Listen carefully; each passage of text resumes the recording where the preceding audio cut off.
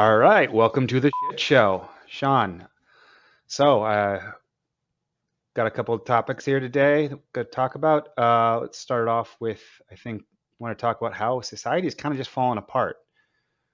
We see that in Louisiana, we have the chemical plant explosion. Previously, we had a series of train derailments last year and a new train derailment, sorry, in and around Philadelphia very recently. Now, my theory is that this is due to a general breakdown in sort of the natural order of society. Some people are accusing of terrorist attacks, some kind of coordinated attack on the U.S. in general. Um, do you have a thought on that? I mean, I don't think it's terrorist attacks. That's I think No, that's silly. no, you don't think there's little green men roaming around? No. Look, QAnon and 4chan can do whatever they want to. I'm not sure about that. Like, I don't. Did, uh, Degradation of society makes more sense, right? Yeah. No, I'm just kind of I know. It's just put the you button a reality little of it, bit. right? Like, if you No, look I at it, you go, okay, well, I mean, yeah, it's a it's just like, okay, well, is it more likely that somebody set up some sort of bomb to go off and blow some of this shit up, or is it more likely that it's just incompetence because society's trying to fall apart because I don't know, we're stupid about shit. I mean, my guess is we're stupid about shit. Like that's the reality. yeah. Yeah. All right, there we good. Wrap it up. No, I absolutely agree. I think it's what you get after years and years of overregulation and focusing on things besides merit as reasons for hiring, promoting, or preferring candidates. So I don't know if you're familiar with the movie Brazil, but it takes place in is a it's a dystopian movie, kind of pseudo comedic, that where there is just rampant, ridiculous levels of bureaucracy, where everybody has to be licensed to do anything. If you don't have a license to do something, you can't. And every job is just has to constantly deal with massive amounts of paperwork. Everything needs to be approved in triplicate, standard bureaucratic procedures, but on a massive scale. And in it, there are these terrorist attacks. Things blow up, and things are falling apart basically as a result. Like the thing intentionally being destroyed. Um, and I haven't seen the whole thing, mostly just kind of clips, reading experts of it. But it's either revealed or at least alluded to that these attacks aren't really terrorist attacks. They're just the consequences of incompetency, of people being bad at their jobs or not knowing what to do. And in it, they rely on these sort of magical machines. Not magic, they just don't know how they function. I think we're starting to see a little bit of that in our daily lives where people are using things, tools, algorithms, machines that they don't understand. We've been, I think we've been seeing that for a while. Oh, I it's mean, been a long time just go coming. if you don't believe that, just go watch some man on the street type interviews where they go around and they ask people like, what happens if you know the grocery store shuts down, or like, where do you get food? Or people that, what's even better is people that argue like, oh, well, you shouldn't have to kill animals to get food. It's like, well, where do you think steaks come from? Well, the grocery store. Cool. Where do you think the store gets them? I don't know. Like, these people have no clue that steaks come from a cow, whether you see it being murdered over here or if you go to the store and buy the steak there. It still means a cow died so that you could put a steak on your table. Yeah. Like, Well, I that's the think reality. even if you don't believe that people are actually that stupid, then Oh they're no, I just believe that they're caught actually off that guard. stupid. Well, okay. Hypothetically, if you don't believe that, they're that stupid. You haven't met enough Because I people. know you believe them that that's stupid. You have probably one of the lowest opinions of the average person that I know. Not saying you're wrong, Just but uh, there's lots of case studies out there that prove that I might be right at the very least. Like I'm I'll, not saying I'm completely right. I'm just saying like I think the scale tilts in my favor. That's all look, I'm saying. I've been lowering my assessment of people continuously until I've hit the floor, and I haven't really hit the floor. Like I So still close need to though. keep going lower until like they're really that dumb. So you might be onto something, but I'm not there yet. Fair enough. Ours. So if you don't think they're that stupid, then you can at least recognize that they're just at the very least caught off guard by these questions. They don't they're not consciously aware of how these systems work. Yeah, they could probably figure it out. I mean, they may know that steaks come from cows ultimately, but they don't understand the whole process very well. I know you don't believe that. I We've still already don't dis established I it. still don't agree with that. I mean, like I I I know. I think that there's a portion of people who clearly could learn it. They just aren't incentivized to. Like they have no Well, incentive to, and they don't care to. Okay, fine. I think there's also a portion of the population, and it's actually been shown to me to be larger than what I originally thought it was, that just can't understand that concept at all. yeah, I don't know how much they can understand or just don't want to. It I could think there's a be, lot of it. They don't could see be. like what's the purpose? How is this going to change my everyday life? What is that like? I've been alive for 20 plus years, I or in mean, my case more. yeah, But it won't until it does, right? That would be my exactly, response. Like it won't matter. exactly. Won't until you go to the grocery store and there's no food on the grocery store shelves, and then you go, okay, cool.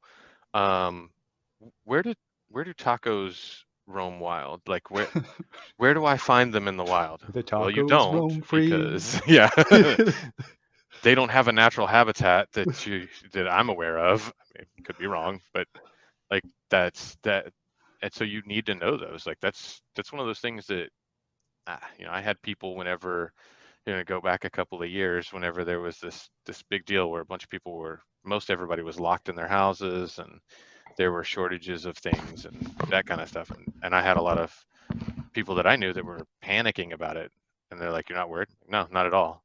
Why? Well, that's weird. Why are you not worried? Um, well, I'm not worried because I know where food lives, right?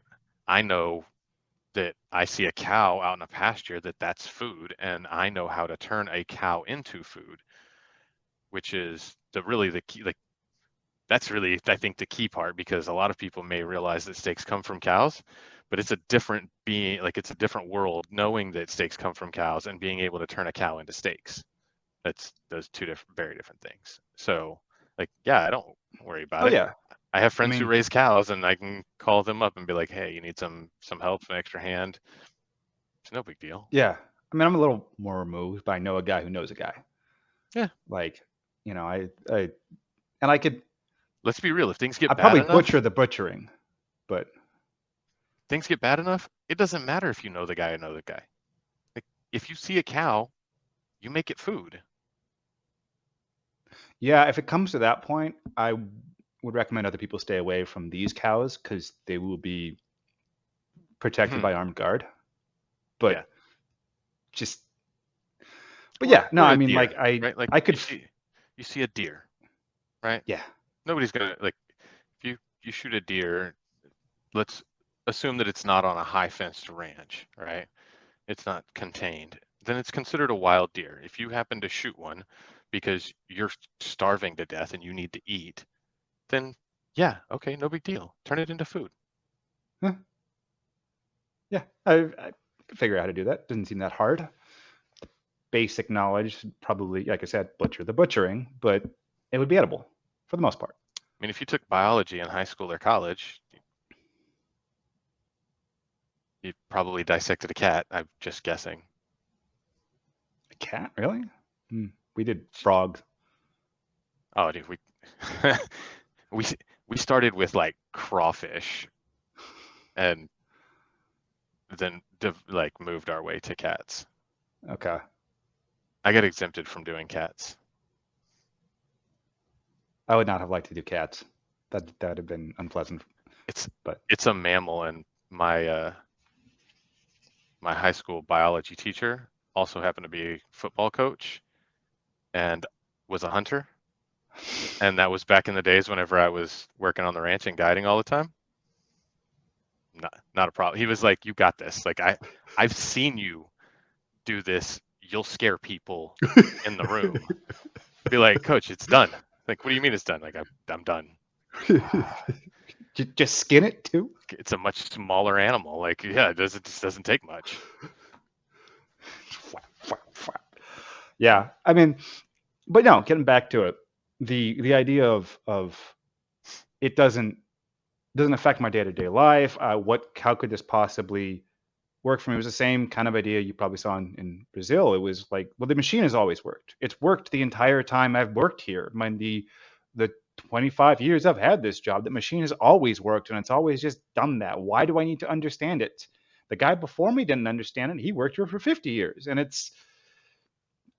that's what we're seeing, a lot of it. And it's not just rampant bureaucracy. It's really anything that degrades the or dilutes what gets you the job in the first place. And the Yeah, the dilution is basically anything besides merit. sure. So, I mean, you can just think about it is kind of motivation. If I'm going to put in a bunch of effort to be really good at the job, then if there's if that is less likely to get me the job, then I'm going to put in less effort. Yeah, the question is, what's the point of putting in ex extra amounts of effort if you're already at a disadvantage and likely not going to get the job anyway, Right. right? Well, and And I think it's that's saying what you said in just kind of a different yeah. way. But I mean, what's interesting is this is something I don't know that we ever in our previous discussions talked about this, but this could be a very viable reasoning for all of the issues that we had, I don't know, a couple of years ago when we were having a lot of destruction and fires at food manufacturing facilities. This is not a theory that I think that any of us really brought up or talked about when we were having broader conversations.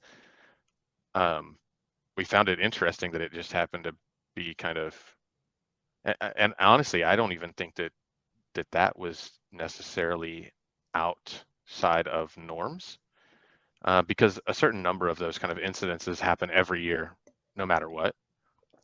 But Um, and but it was interesting, and it just happened to be getting national attention because everybody was pointing it out. And so I don't know that it was necessarily out of the ordinary, but I do think it's funny to think back on it now and go, hmm, yeah. I wonder if that was some sort of if that could have been the cause of why that was and why those were happening, because like they're very deep. That industry is very deep into lack of meritocracy. Oh, sure. And I So remember, and you think about it, at the time, everything the system was stressed, which is precisely when you start to see more breakdown. The more breakdown or the more stress, the more breakdown. So the idea that I think there was slightly more disasters and fires during that time, I'm like, well, yeah, you had a bunch of changes in the way things were done and people that didn't necessarily understand how the jobs worked trying to manage those changes. So they're going to have arbitrary rules. It's like, okay, so we can't be within 6 feet of each other. How are we going to carry this 3 foot long thing that normally two men carry? sure, What? Yeah, like that's you'll get people that just they're like, well, but we have to do that, and like and so you just get people coming up with weird solutions that go poorly, or you know, we need to double check this checklist, and normally we do this standing next to each other, so we have two eyes on it. Okay, well, we can't do that, so I have to put the checklist down, hand it to them, and things break down. Like that's a maybe a little esoteric one, but it is everywhere that it's going to be affected. You cannot necessarily predict which ways it's going to go wrong. This is why having Well, and experts that are competent and know what they're doing is important. I think part of it has to do with I hate to say this, but the capitalist, crony capitalist society that we're living in. Um, One of the things that we've seen in society in the last decade, specifically that I've been aware of, I'm sure it's probably happened much longer than that, is venture capital. Venture capital has been a big driver, especially in the last decade.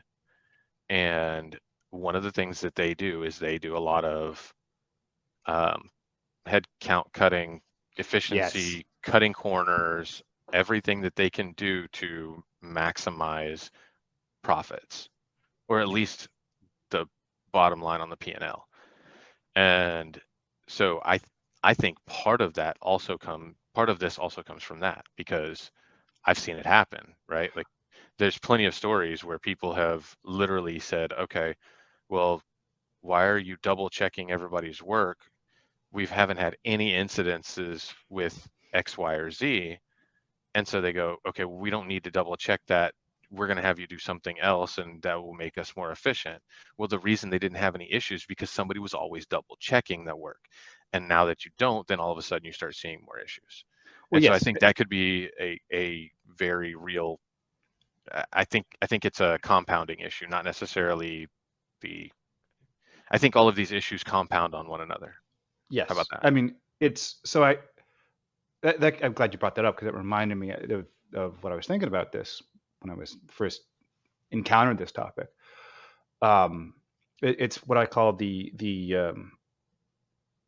uh, uh, out of control business school problem.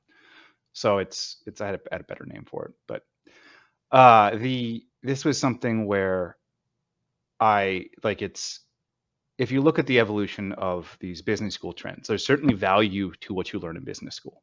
Like you learn how to optimize systems in sort of an abstract level, and as a systems guy, that I can appreciate the value of that significantly. You know, supply chain automation or optimization, and some of what you've talked about, Sean, where you're scheduling processes or you're trying to make sure that equipment is properly utilized throughout the entire window of use, as rather than just staying idle. Those are Hmm. some techniques you can learn through business school, and they're very valuable compared to the alternative. But what happens is you apply those techniques, and then you're done. Like, yeah, you need to kind of audit it, make sure you're still doing it. You need to train people to do it, but that business consultant you hired now needs to justify his salary in some way. And oftentimes if you're just taking the same techniques, you're kind of trying to push them to the edge and edge and edge where they start to break down in artifacts, right? So they start to have these artifacts of the optimization where the assumptions you make in the business model or the model of the Yeah, optimization become more and more significant. yeah. I don't, uh, I don't know if that's the case. It may be. Um, if I was going to make an argument, my argument would be that there's a difference between um, theory and execution, and I think that's where you get a lot of missteps. Um, Let's I've s- I've seen a lot of people come out of business school who say, well, if you do X, then Y should happen, but that's what it should do in theory. I mean, it's kind of the same theory of like a lot of monetary theory these days, right? right. Well, Well, and that's X equals Y. What is it? The Phillips curve, right? So if we have X amount of inflation, then in order to get inflation down, then we have to have X level of unemployment. And so the problem is they're loosely correlated, but not necessarily causal. And so it just doesn't track. And so right. what you get is a lot of younger people who come directly out of college. And I've seen them several times where they come in and they're like, oh yeah, we have to do this, this, and this. And I'm like, all right, let's have a conversation. Because don't get me wrong, when I came out of business school, because that's where I went, yeah, I had a lot of the same thoughts and theories, and I had good people ahead of me that were like, hey, you know, ease up, let's look at this and see what the, unexpected and unintended consequences of our actions could be. And I don't think that there are that there are as many people doing that these days as they should be. Oh, And so absolutely. That's kind of what I'm you're getting at running when I off of talk. theory, and it just generally doesn't. Sure. That's kind of what I mean by like the artifacts of the model. So the model you use to implement this stuff, you're making a lot of assumptions. And not all the assumptions are always as true as you think they are. Sure. Um, a lot of the assumptions are, well, employees are interchangeable. Well, that's definitely not true. Sometimes they're very often are very not interchangeable. Um, and it's sort of and then the assumptions are things like, oh, we know we have the quality control. We know if we're doing a good job. No, you have a good idea if you're knowing what you're doing. You don't know for sure. And so it drastically improves the complexity of this. And I think this is actually normally what happens is there's a negotiation between competent people and theory, like the business school theory. And so you have competent people pushing back that understand kind of their section of the business very well. Hmm. Then when abstract um, models, abstract systems, kind of the high level stuff starts to encroach on it and push into it, they're competent enough that they can, and their competency is respected enough that they can push back and force tweaks and modification to that system. Yeah, or at least slow the snowball downhill roll a little bit, right? Like, hey, before we just fully implement this, how about we test it before we just roll it out? That's, Right, I think, you know, a, a, a a good portion of what saves some of this stuff. That's right. the reality. And And I agree. I don't think that that's happening near as much anymore. And, I see it every day. Like, that's on a regular basis. It's like, oh, we're going to kick this loose. I wouldn't do that, but you know what? Do what you want to. yeah, and it's we should have learned a lot of lessons by now, but unfortunately, they're just not getting. They're not closing the feedback loop. They're Oh, going, we're going to bad learn a things lot are of happening. lessons. We're Well, going to learn a whole lot of lessons in the next couple of years, bro. yeah, A what's the whole lesson? lot. It's they should have learned the small lessons. Now they're going to learn the big lessons. Right. The big lessons being you ran your company, you ran your multi-billion-dollar company terribly and into the ground. Sure. Congratulations, you've tanked an entire industry. Right. Yeah, and that's going to happen in a lot of places, kind of all at once. That's my theory. Yeah. Um, I mean, and I think it's it's going to happen real fast too. but I guess that's kind of. Is there anything people can do to try to limit that effect in their like their division, their department, wherever, or any aspects of their lives? You know, Um, I'm not sure what you mean by that, so that's really kind of hard to tell. Um, I think we kind of went over this, last time about, indicators that we're looking at and how the 2 and 10 year the 2 and 10 year reverting from being inverted sure. tend to be a short-term indicator. I don't think that that's going to be the case this time because usually it's 3 to 6 months. I think it's going to Sure. be way faster. I think it's going to be like a month and a Right, half. right. No, I'm more in the idea of as an individual, is there anything I can do to try and create more of a pocket of competency, I guess? Sort of fight this trend in a more localized level or avoid it.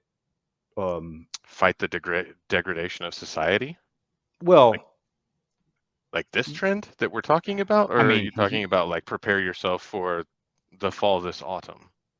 um, I mean, So two I very guess they different kind of they things. kind of go a little hand in hand, I think, because if you can They create a they pocket of do, but competency that does kind of help insulate you from the fall, but it's too late. too late. So if you're a department manager or a small business owner, can you? Is this something you can do to try and make it so that Get ahead of the you're curve. get ahead of the curve? Yeah. So so for small business owner, manager, whatever, same same rules apply to individual, just on a larger level. Cut costs, make yourself invaluable to the company, and prepare for what's coming, right? And by cut costs, as a manager, that means firing people. Well, I guess that probably goes into what my suggestion would be is both hire and fire smart, right? If you know that these systems in place are designed. You should not be hiring anybody right now unless they are above, like way above Well, average, like that's super above average, just because I don't. you can upgrade your team. Yeah, I mean it's filling Because otherwise you're gonna headcounts have is to a lay them bad off. idea. Yeah, filling headcounts to fill headcounts is a bad idea. But I Well, mean, this there are is, cases where you I still mean, should be hiring, but they're if you're a rare. manager at one point, yes. If you're a small business, probably not. You should not be hiring anybody, period. I Unless mean, it's unless you have a gap that nobody can fill, and then you either need to see about, like, who can I move that can fill this gap, or who am I going to have to let go so that I can hire the person that I have to fill this gap. Because that's kind of how that has to go. Really, what you yeah, should be doing if you're a small business is you should be filling that gap. Just try to keep your business afloat. yeah. I mean, I don't know if you can say universally that no one should be hiring. That seems like that's going to be Not not you. I mean, it's nothing is absolute. This is in general. right. And that's kind of I'm saying is that yeah, you're probably not going to be hiring. That's the reality of the economic situation. Well, And if you are and hiring, you should probably be looking for like a specific candidate, so to speak. You're not looking to I mean, just fill a headcount. right? No, absolutely. So let me be super clear on this. One, you should not be just hiring anybody to fill a headcount. That's absolutely accurate. Two, you should be looking at your team to determine if you have the right people on your team, or if you need to, because you may be like you may be heavy, and if your department's heavy, you may need to fire people and get that under control real fast. Like, for instance, say you owned, I don't know, like a car dealership, and you're not selling any cars, and they keep stacking up on the lots. Now, a lot of those people that work there, especially the salesmen, they work on commission. So that's probably not a big problem for you, because it's not a cost uh, per se. But if you have a huge, a huge number of people that work for you that usually you would need for, processing all the stuff that you're going to process, maybe you don't need all that much anymore. And that's something that you need to take into account before, because again, you want to be ahead of the curve. Because if you're behind the curve, then that's going to cost you a lot of money. Yeah. I mean, what was it? Uh, 1 month, 3 month T-bills. This today hit 5.4. 5.4. Hold on a So second. what that means is, if you're rich, right? Like, you got $10 million sitting in a bank somewhere, rich, you should, not financial advice, but if hypothetically, if you were to take advantage of that, you could, and of course you wouldn't want to put it in 3 months, you'd want to push to a 10-year or a 30-year T-bill, which are priced cheaper, right? But still, I think they're 3.3, 3.6%.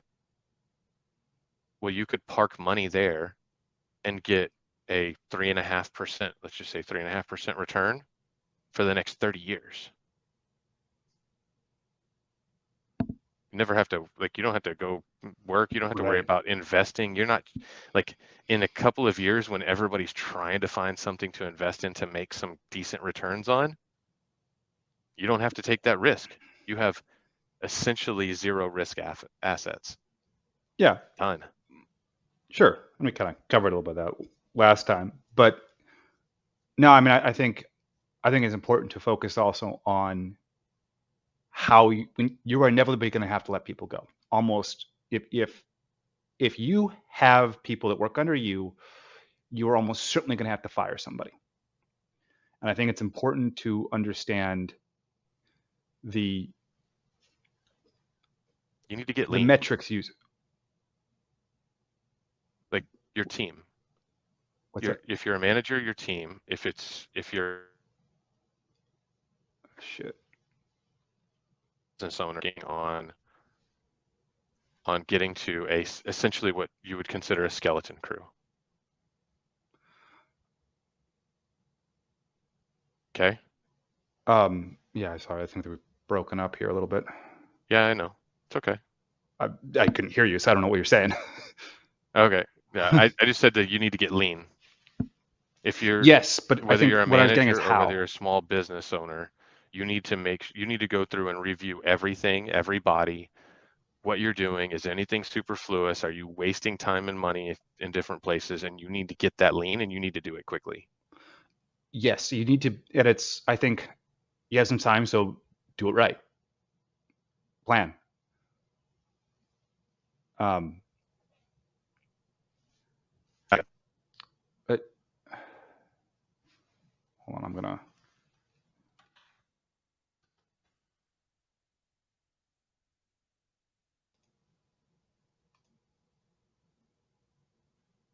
All right, I think I've got more stable connection now. But what I'm saying is plan it right.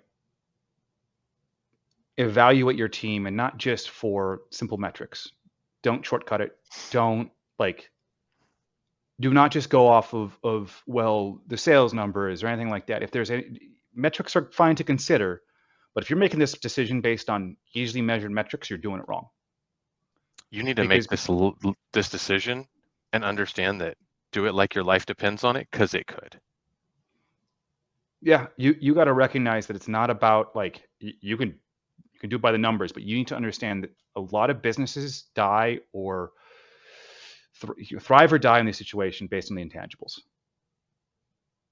Yeah.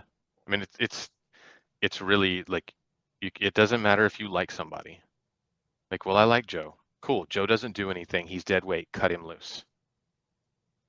Or even so, maybe it's Jim Becky who plans out gets. all of the birthday parties for everybody. That's great. What else does Becky do? Nothing. Gotta let her go. But even so, I'd say if you have Jim who's got great sales numbers, but it turns out he got those sales numbers by kind of screwing over some of his teammates. Oh yeah, it's a perfect time for you to excise any toxicity that you've got on your team. Right. Or if he started doing that a little bit recently because times are tight now, Sure. if there's any indication that he might be that kind of person, get rid of him because yeah, some of these guys may use some slightly subterfugal tactics that aren't great for the team dynamic. And in good times, you don't really see that. As things get tight, you'll see that. Look for the signs of how they're going to play well as a team because you're going to have to lean on each other as a team. Right.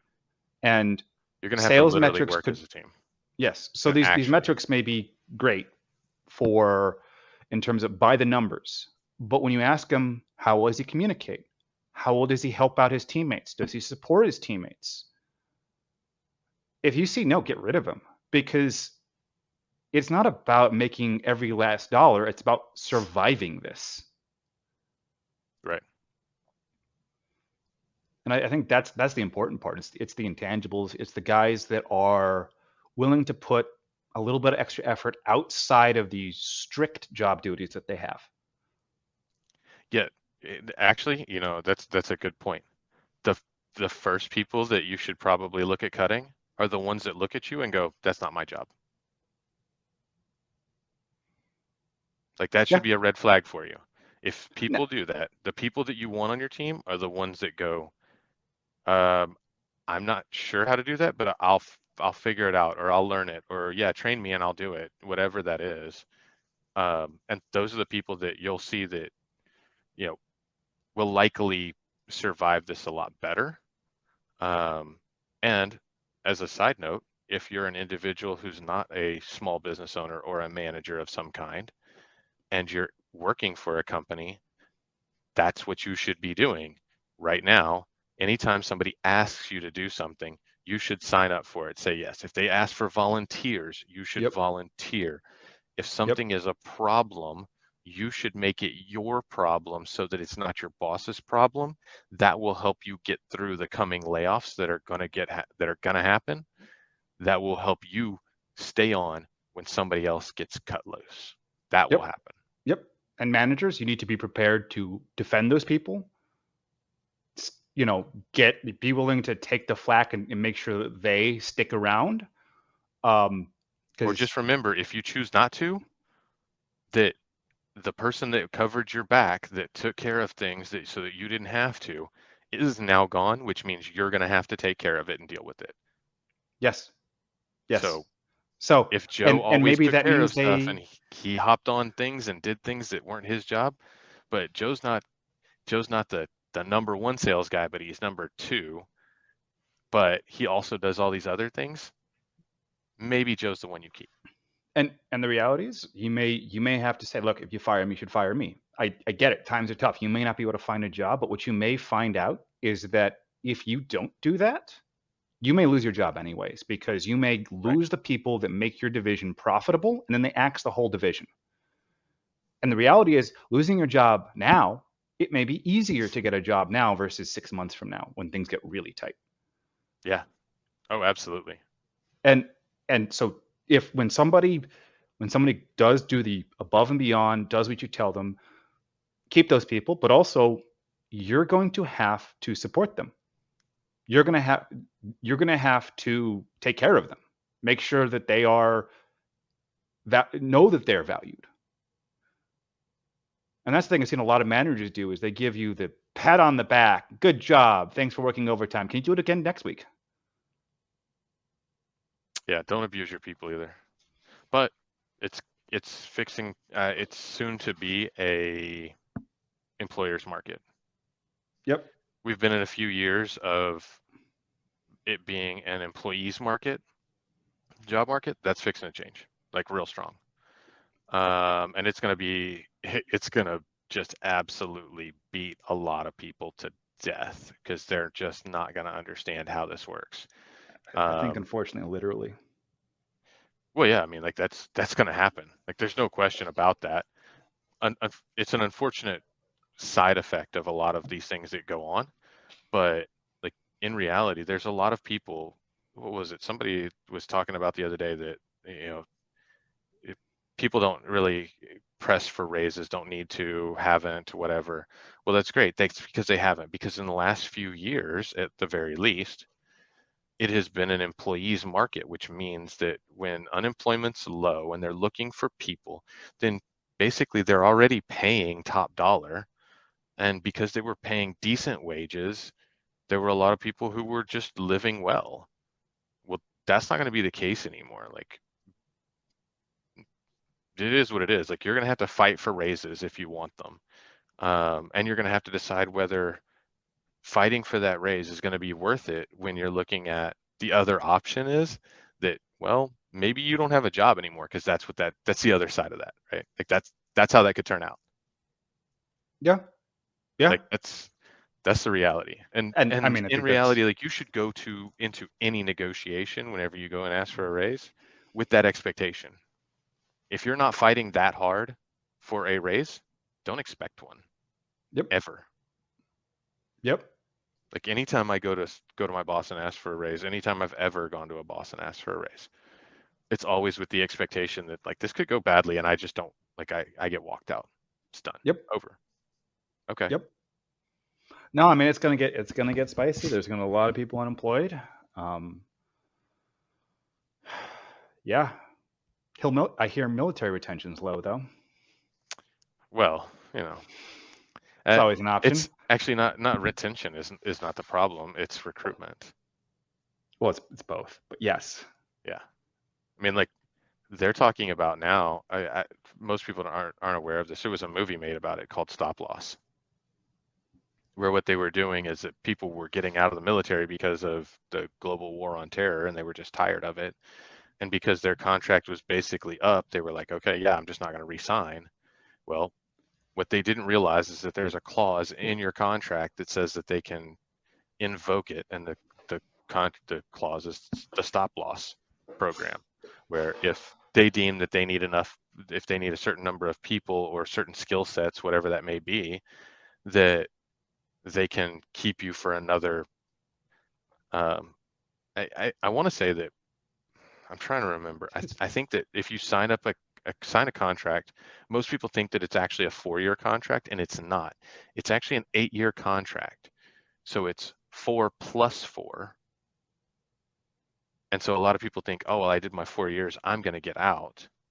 And the in most cases, in most times, it's non-issue where you can just, okay, I've done my 4 years, I can exit. Um, in the case of, the global war on terror, when we were doing that whole number, they were losing, specifically, I think, like certain like first lieutenants or whatever, I don't know. Yeah. And I can't really actually speak to it because I don't know what it was, but they were losing a lot of people so fast that they invoked the stop loss clause, which means a lot of guys who thought they were getting out and were never having to go back to Iraq or Afghanistan ended up having to redeploy, and it caused a huge, like an enormous spike in suicide rate amongst Yeah. veterans, like enormous. Yeah. So it's that I think you're going to see happen. Like there's already people talking about that. Um, Well, we already saw some the people get Army called up. and yeah, the Army and the Navy are missing their recruitment goals. The Marines actually, I think, hit theirs. But yeah, I think they've been. I thought my understanding is they've been hit or miss. Like they'll make some, miss some, make some, miss I some. think it's annual on an annualized basis. Okay. But Okay. but yeah, but yeah, then just recently we had the military decided to, I guess, actually I say the military didn't do it. Biden decided that he's going to call up 3,000 reservists that are IRR, Yeah. ready When you say reservists or active reservists, reserve. this is like the this isn't just like the normal reservist. This is like the was Yeah, yeah kind of. IR the like the retirement reserve. These are the guys that are getting out, but they're eligible to be called off. Like you talked about the plus four of that. They're not just because you'll have the people that get out and then go into the reserves where they're like the active reserves. They're trained up and ready. Whereas my Right. understanding is that plus four is you're basically a civilian. Yeah, I'm not like it's This not was my area of expertise, so I'm not sure. I don't know what that is. I do know that they're getting sent to Europe to support Operation Go F myself, whatever. I don't know. Um, but it yeah it feels Atlantic like it's whatever. just it's yeah, it just feels like it's a step towards um like It's World a War step Three. closer to our actual hot war with the U.S. boots on the ground. Yeah. Like that's what it's stepped. Like There's they're there's no prob reason for it. No reason for it. We have no reason to have an additional 3,000 people in in European in the European theater at all. No reason. There's no other than to create tensions between us and Russia. That's it. I mean, It's there's some that's arguments all you're doing. about more training, more logistics, more supply, that kind of stuff. Because from what I'm hearing, that's been a absolute nightmare. That they've been rushing training, they've been like the losing Rushing equipment, who's training? training of Ukrainian soldiers or I think mercenaries. Mm, okay. I mean, So like they're here's the they're deal. training a lot of You can Ukrainians on you Western can equipment. yeah, sure, but you can like okay, well we can slow down training. That's not a problem. They could do that anyway. The issue is if they slow down training, they won't have enough people to fill the front lines and they'll get overrun it won't matter. Well, It that's just that's kind of the doesn't. idea. Like it doesn't matter. They're like the training is garbage if you look at some of what you're seeing in the internet. Like it's just they're just Like they don't have enough time to train these guys, and they need to have a certain throughput, right? Like you said, to get them out there. So if they have more people training, they might be able to. That's what We call that that is churn the rate. stated goal. But those guys still carry rifles, right? So, I don't know. and there's now 3,000 more of them. So it is. I think it's probably signaling that we are serious, even though it seems more like a joke to me, a dark one. But Yeah, I mean, it's more of an act of escalation, right? Like, oh, like if I look at it from the outside, oh, that's cute. We called up 3,000 reservists. yes, Russia called up 300,000. yeah, Like, it's come on. well, and that's part of the Like reason. you, Like they're probably just no, trying to bolster the training and logistics because that's not enough to do anything. it is literally just it's a measuring contest. That's what it is. And we're losing. I mean, I'm not saying we're losing, but I'm just saying like if one were going by the numbers, there's a slight difference between 300,000 and 3,000. Sure. Well, I mean, if the economy goes poorly, it might be easier to do that, and they'll desperate for work, and the military pays. But Oh, I don't think that's even the case. I think that they're setting up knowing that the economy is going to fail. And how does the US get out of an economic downturn? we got out of it once through war, apparently, and so we think we want to do it Once, again. once?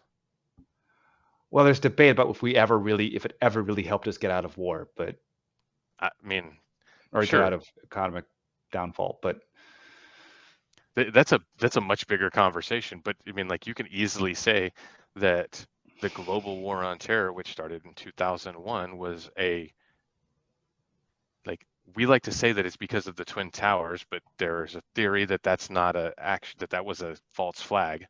Whether it was or not doesn't make a difference. But what we did have was the um, .com bubble that burst, mm-hmm. economic I mean, downturn. We were headed into a recession. Guess what's good for getting things out of a recession? Start a war. So then yeah, we I don't know start if that's battling.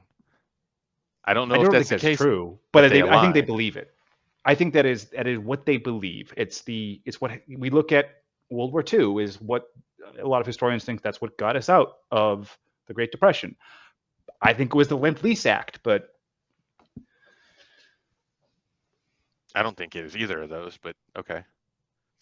you don't think World War II spending get us mostly out anyway? Well, I Yeah, mean, I think that part of it did. I think part of it was like, here's the deal. Doesn't matter if you've got a depression or a recession because what does that usually entail? High unemployment.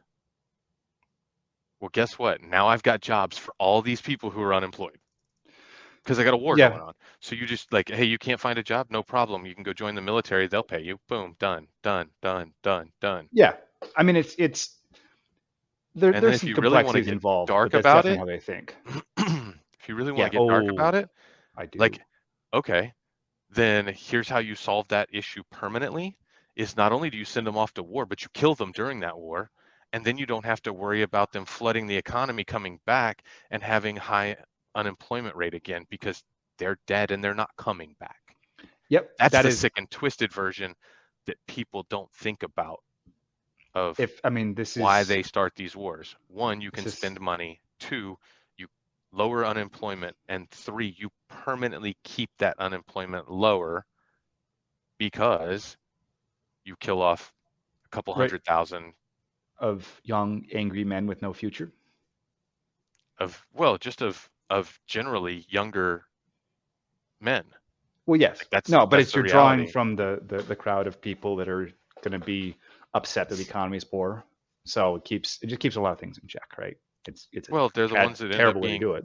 unemployed, and they're the ones that are most likely Yeah. to start insurrectionist type stuff. Yep. Yep. Like there's a reason that the Greeks and Romans, whenever they took over a new city or town, the first thing they did is they either integrated the youth, the young males, or they killed them all because that's the ones that were going to cause them problems. the send them to war is not a new strategy. No, no, Like that not was even a little bit. pretty sure the Romans did that when they'd conquer a place. They'd make a foreign legion for that area and then Yeah, send them to fight somewhere else. yeah, yeah. That's the key, right? Like you Yes, put them into the military, like, hey, we're gonna just conscript you, okay? And then the next step is you send them to fight, but you send them across to the other side of the right. world to Make fight. the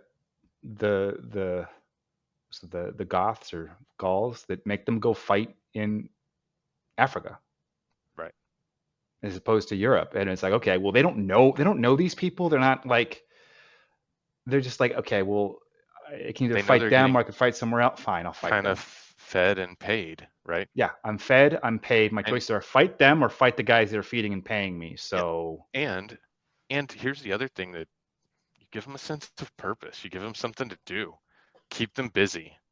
Like yep, sadly, that's how it's how simple men are most of the time. Like give us something to do, keep us busy, and we're fine.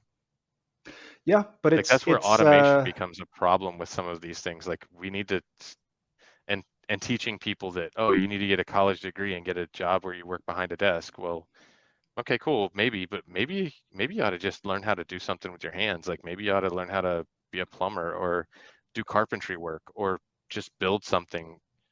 Hell, yep, destroy something if that's what you want to. I mean, learn to run big equipment that you do demolitions, but just something garden. I don't know, to something. where you Yeah, feel like you're doing something. Yeah, take up a hobby like gardening or something whatever, where and you're you can do growing or that. And building something. Yeah. Now, unfortunately, though, I think a lot of people are becoming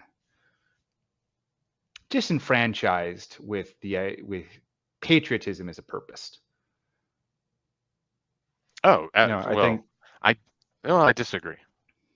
I Well, okay, I I don't should I don't say think I think they're getting disenfranchised with this government yes. Sorry, specifically because there are a lot of people out there who are patriots who would love to do what as I said it. patriots Yep. do and take care of, but they're not going to do it for this government. They One, they because they they see don't signing up trust for the them. military as not fulfilling a patriotic duty Right.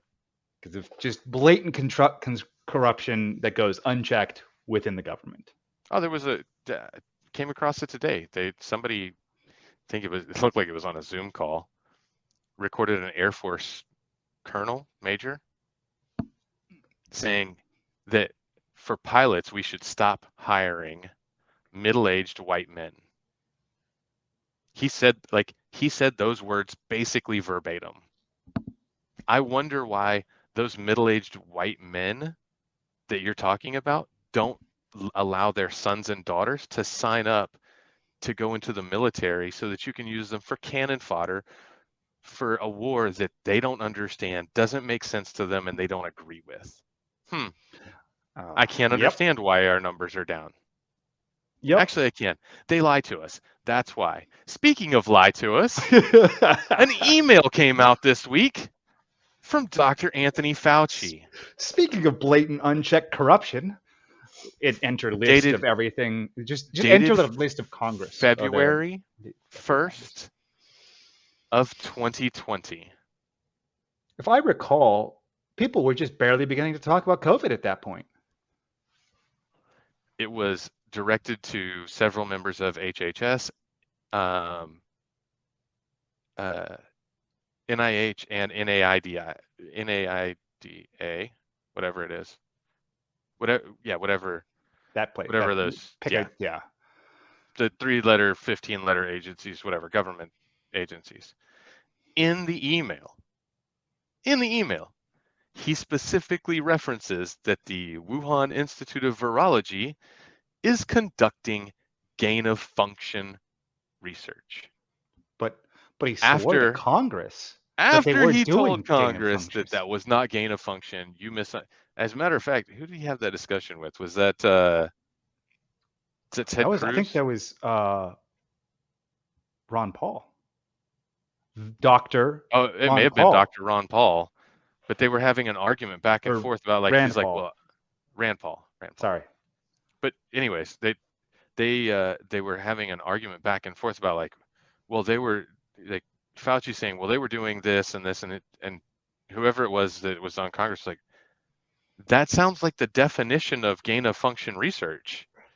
And it's like, no, but it wasn't gain of function. Like, but it sounds like that's the specific definition of gain of function research. And no, it wasn't gain of function. Well, turns out on February 1st of 2020, Fauci said that that institute was actually conducting gain of function research. So I'm not sure how you go back now and go, well, it's not gain of function, but you said right here, this, you said they're doing gain of function research. But Sean, you I'm sure his misunderstand. argument will be that, well, we weren't funding that research. They were just doing other gain of function research. And I'm like, dude, No, Sean, you yeah, misunderstand. You misunderstand. See, they stopped doing gain of function research on February 5th of 2020. It was on the 2nd, you said, right? So yeah, whatever. the 5th, they stopped doing it. And so now, no, they're Sure. not. What they're doing is something that is similar to gain of function research, but it's not gain of function research. Yeah. It's Except very for, technical. You don't understand. well, actually, I think you could make the argument that, well, the definition of gain of function changed, because that did happen, in case anybody wasn't aware. The NIH actually changed the definition of gain of function and what gain of function research was. Yeah. And this is all And just done in good faith. yeah, yeah. And the other argument would be that, well, we weren't funding that. That was something they were doing on their own, but we weren't funding that, but somebody else might have been. So if I give my Terrifying. drug dealer, hypothetically in Minecraft, $500 for that really nice lighter that he gives me, and then he just gives me, say, a bunch of drugs afterwards. I didn't buy the drugs; he just gave them to me, right? Right. Yeah, Yeah, absolutely. I didn't buy them. Yeah, no, That's no, no. definitely how the government's going to see that when you do it. Sure. Yeah, absolutely. Like these aren't mine, officer. I'm just holding them for a friend. I didn't buy them. No. Yeah. Yeah, that's not. We just gave money to the lab for other things, and then Right. they happen to be doing gain of function research, of Yeah. which we have great interest in, but we On didn't pay them for that. on bat coronaviruses Yes, which is and specific. Like we had great interest their in. mutations and how they could transfer from bat to human. Right. Like, he outlines that in the freaking email, bro. Like, Sure, it's bad. but like, what is that? I mean, like we all know that it's ridiculous to think that coronavirus escaped from this coronavirus lab. It clearly must have come Yeah, from absolutely. this crazy wet market, like many miles away, right? Like obviously No, that wasn't many that's where, miles like, away. what is more likely? The wet market was across the street, bro. It was across the street. Oh no, right, that's right. The wet market was across the street, which is just The okay. But but no, no, the the virus bat, yeah, itself came from 1,000 miles away in the caves up in the hills. Yeah, that's how that right. happened. Yes. The Speaking of things that were said but not said, because they we weren't allowed to be we said.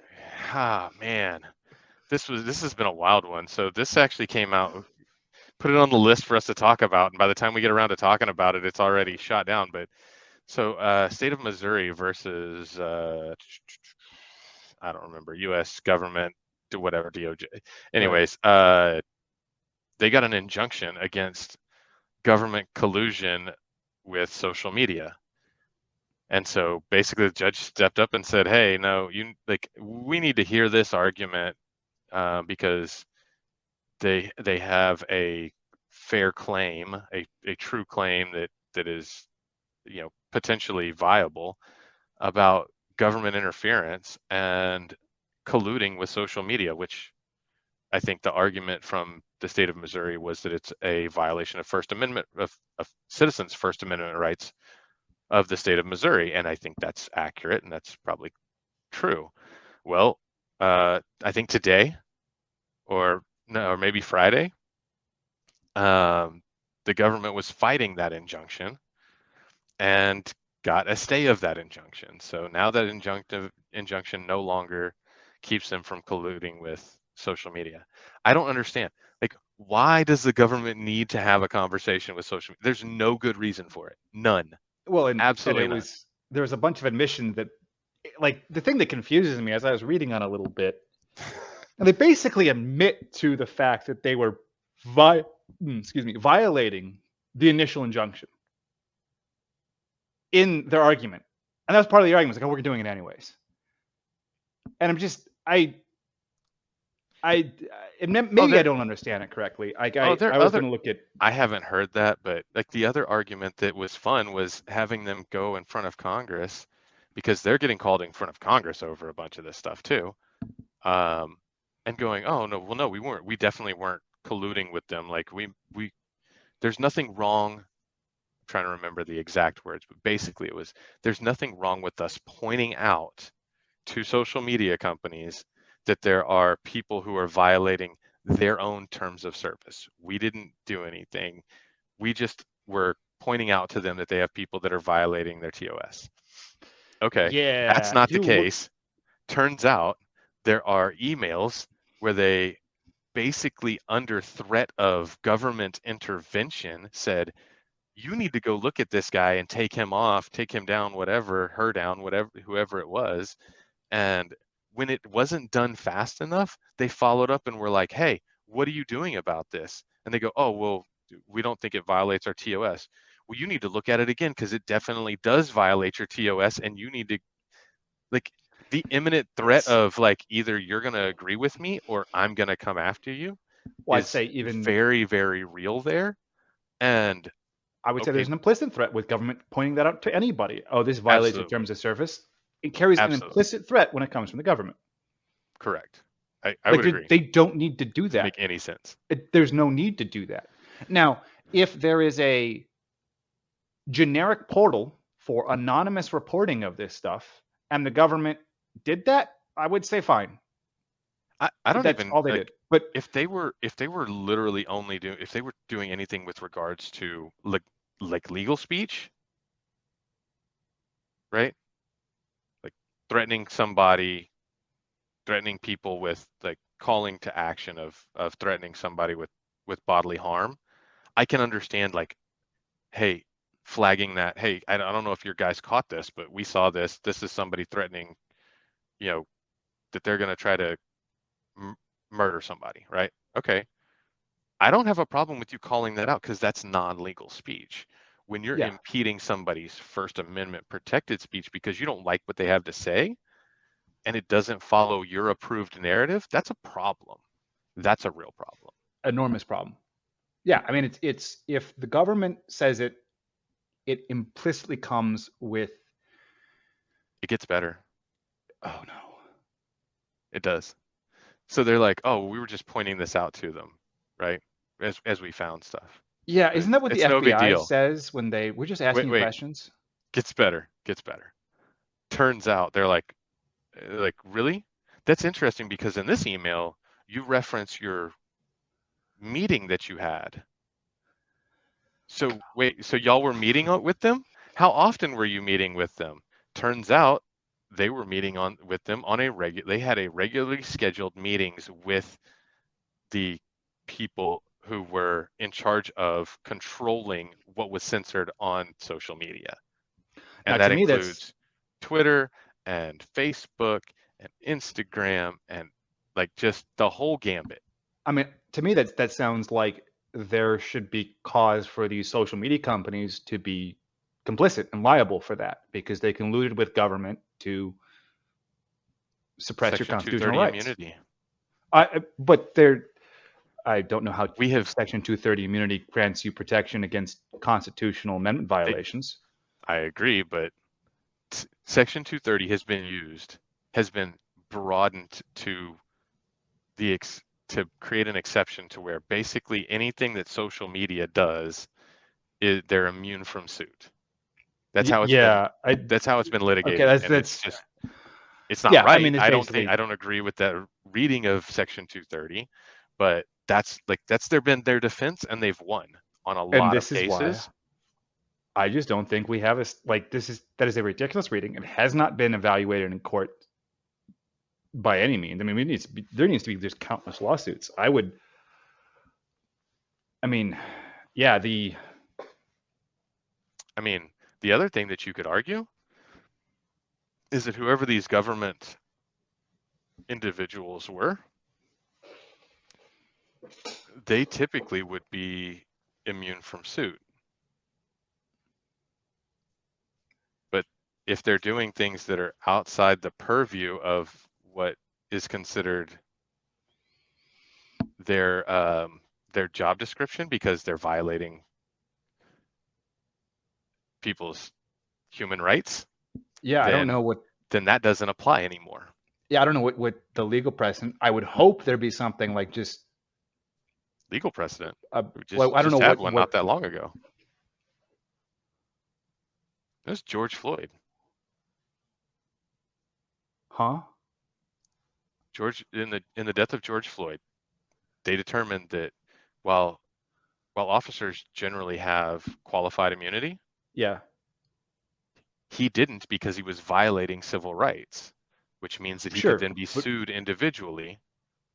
Whereas okay. typically, if you're an officer involved in the duties of your job and somebody dies, you're exempt because you have qualified immunity. Well, qualified That's immunity doesn't apply anymore if you can get the judge, whoever, like you can file the suit, and if the judge says, they might have violated your civil rights. So if they did, then you can move, like we can move forward.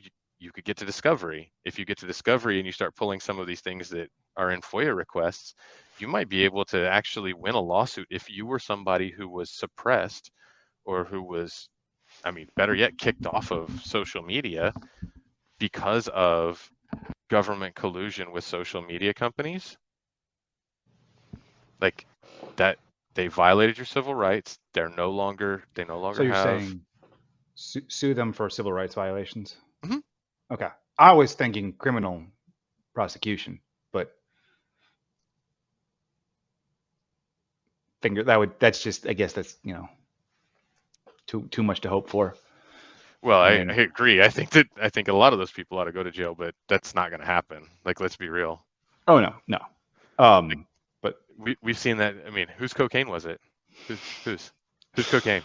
they don't know. It was only in one of the most secure areas of the country. I saw another article. I need to go look at it, but Oh, did you hear they didn't even interview Hunter Biden?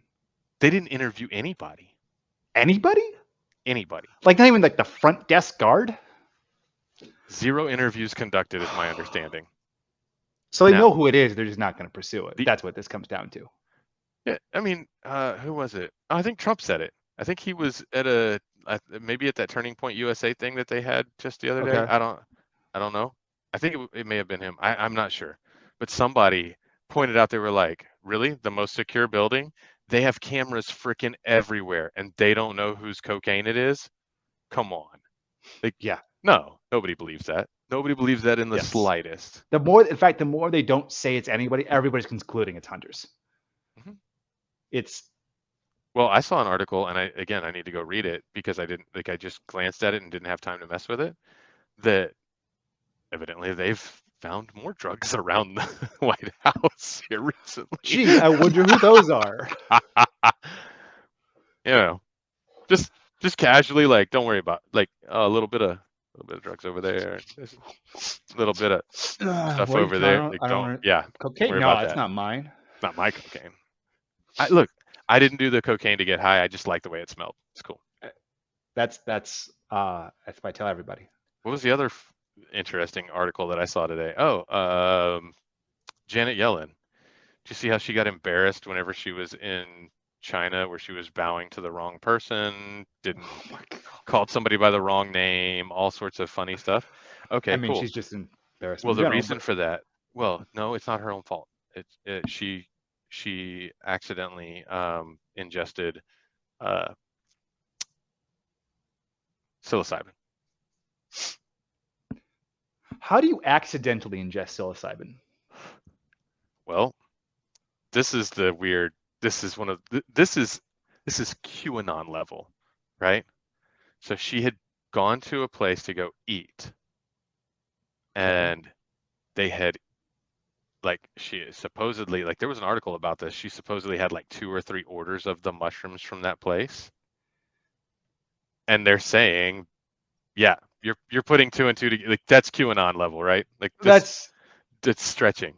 okay. I think she just like no. Think Okay. maybe she's just stupid and doesn't know what she's doing whenever she's in an international setting. Doesn't like listen to people or follow. Like she's high now, right? Like that's what you're telling me. You're telling me that she So accidentally she's not dumb. She's just ingested. high. You're right. That's a yeah. That seems worse. But that's not as bad as the Strategic Petroleum Reserve. The SPR is now at its lowest level in 40 years. Thanks to our low gas It's prices, a win because we because have been trying to keep fuel prices down, and we've been suppressing it by emptying our Strategic Petroleum Reserve for a year and a half, 2 years now. which Well, is like basically since February of 2021. So, yeah, so a little over 2 years now. it's just But like I why like we need because that. people want to get We're on the reelected. verge. We're on the verge of World War III.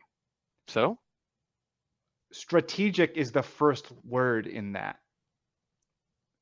We might need some petroleum for World War III, unless it's gonna be real quick. Which I case, mean, who cares? What do we need? What do we really need at that point, right? I mean, there's an option that We makes don't this even need a real lot of fast. bullets. Mm, Just a lot of radiation suits. yeah, Are they stockpiling radiation suits? Have you heard anything about that?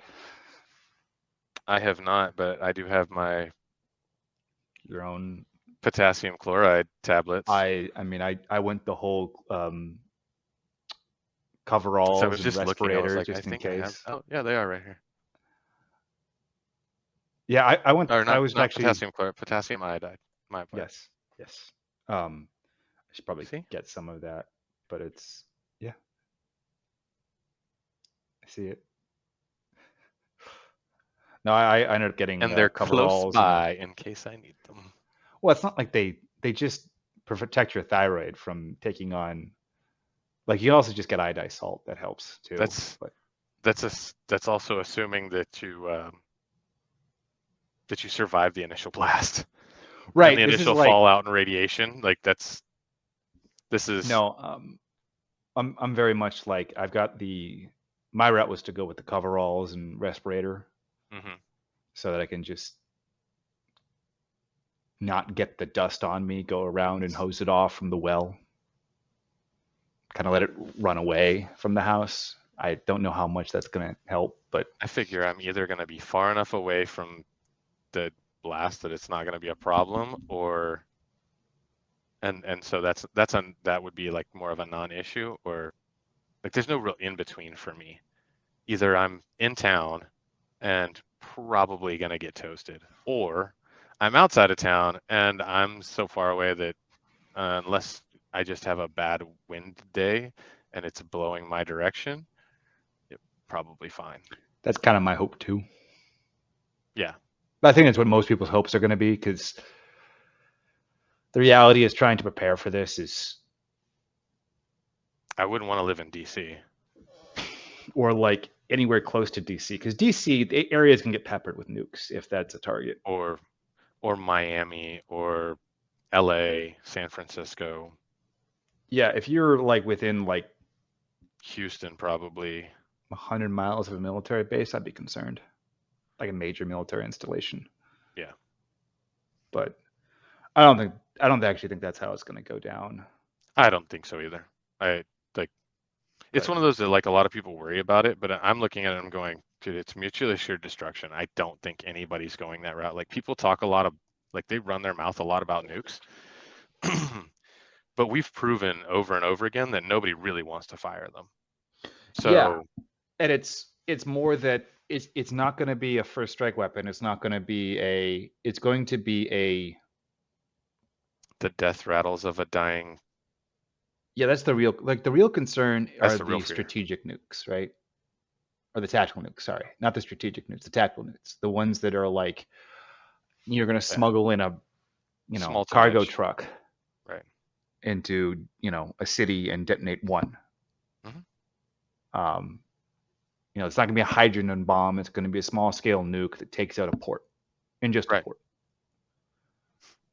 Sure. and which in of And you want it. itself is going to be crippling, but it's not worth like invoking mad. Right. So you and you want to detonate it at ground level so that you keep the fallout to a minimum. Right. And the reality is, if you're going after a port, you might even just detonate it in a boat. Sure.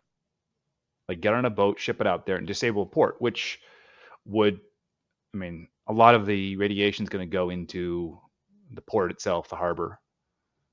So you're just kind of like it's tragic, it's harsh, but it's probably not going to invoke the world-ending mad that we saw from the Cold War. Right. Well, So that's the fact that because the SPR is technology. low is still more relevant then, because Yeah, that's true.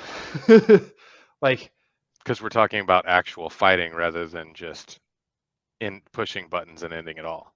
well, and that's the reality is if they can Which means you disable need a major boats, planes, and all of or those things take fuel. yeah, or even if you just want to survive that, when they cut off the international supply of oil for the country because they take out a couple ports with nuclear bombs, well, the country They don't needs even to. they don't even have to be nuclear bombs. I mean, it's hard to take out a full port with something conventional, Don't have to but take you out can. the port. I guess you just need to take out. If you You just just need take to take out out the the infrastructure at the port. right, and if you're just targeting, the petroleum aspects of it, those are relatively vulnerable. They don't require any big, massive cranes that are hardened. They don't require. They're just some few pipes. Yep. You're talking Now there's about probably like like Corpus Christi, Houston, Galveston, and Beaumont. Like there's 3 locations in Texas that account for 20 to 25% of the US's total refining capability. right, but and honestly, going off the refining capabilities is that's much harder than just going off the access ports. So probably what No, no, it's super easy. 10 or It's way easier. but I'm saying there's probably like what a dozen or so major uh, shipping channels for petroleum that But you don't, offload in large quantities. right, but you don't have to. Here's the thing. You can kill that, which means you cut off the import of oil, but we have enough of our own that we just need to start drilling it. Oh, sure. And if you're looking at this Or you're we at just war need to from a turn strategic. on, or we just need to turn on the pipes and start pulling it out of the ground Maybe. I to mean, some I'm extent. skeptical that it's that easy right now because it's been so long and it doesn't look like it's coming back on that we're going to enable that anytime We soon. can. Yeah. Okay. Yeah, You have more we experience can. with it than I do. Yeah, they definitely can. Like there are, I mean, what's oil at, right? 65 right now, roughly. I haven't Um, checked. I I think. And if like at 65, there are a lot of guys they'll only pull enough oil to keep paying the bills to cover overhead. Because why sell oil at 65 when in a couple of years you can sell it for 100? Well, I'm sure there's people looking at this going, "Oh, we're not going to keep drilling as long as you keep pulling from the SPR." Right. I wouldn't I wouldn't invest in drilling anything knowing that like say oil prices you think should be at 80 and the US government is actively working against you to keep prices artificially low. Why would I invest money into drilling or even just refracking old wells? No, I pull it and I'm not going to sell more than what I need to. Like I'll sell enough. literally just sell enough to cover overhead, maybe make a little bit of profit, put a little cash back. But beyond that, Man, that's good. But prices aren't going to drop for a long time then. what do you mean? Well, I mean, okay, so if they're just covering cost, Prices of what aren't going to drop for a long time? oil, Oh, no, they will. it will drop Hmm. Drastically. because people aren't going to use very much. Because not because they can't, but because they Yeah, won't. yeah, that's what I said. Aren't. The the Um, demand is anytime you look at a recessionary time frame, the demand for oil drops to the floor, which means price goes down. but at the same time, wages are going to drop. And isn't that some of their most the variable cost that they have is They'll fire people. what no wages are going to drop, so it's going to be easier to pull more. Isn't most of the What? equipment like isn't you said they have the equipment, they're just not using it, right?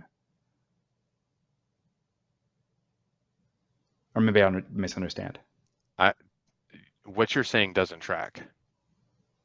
Why would I put it, how about this? If demand is down, which Hmm. means prices go down, why would I hire more people to go pull more oil out of the ground? Well, then why would prices drop?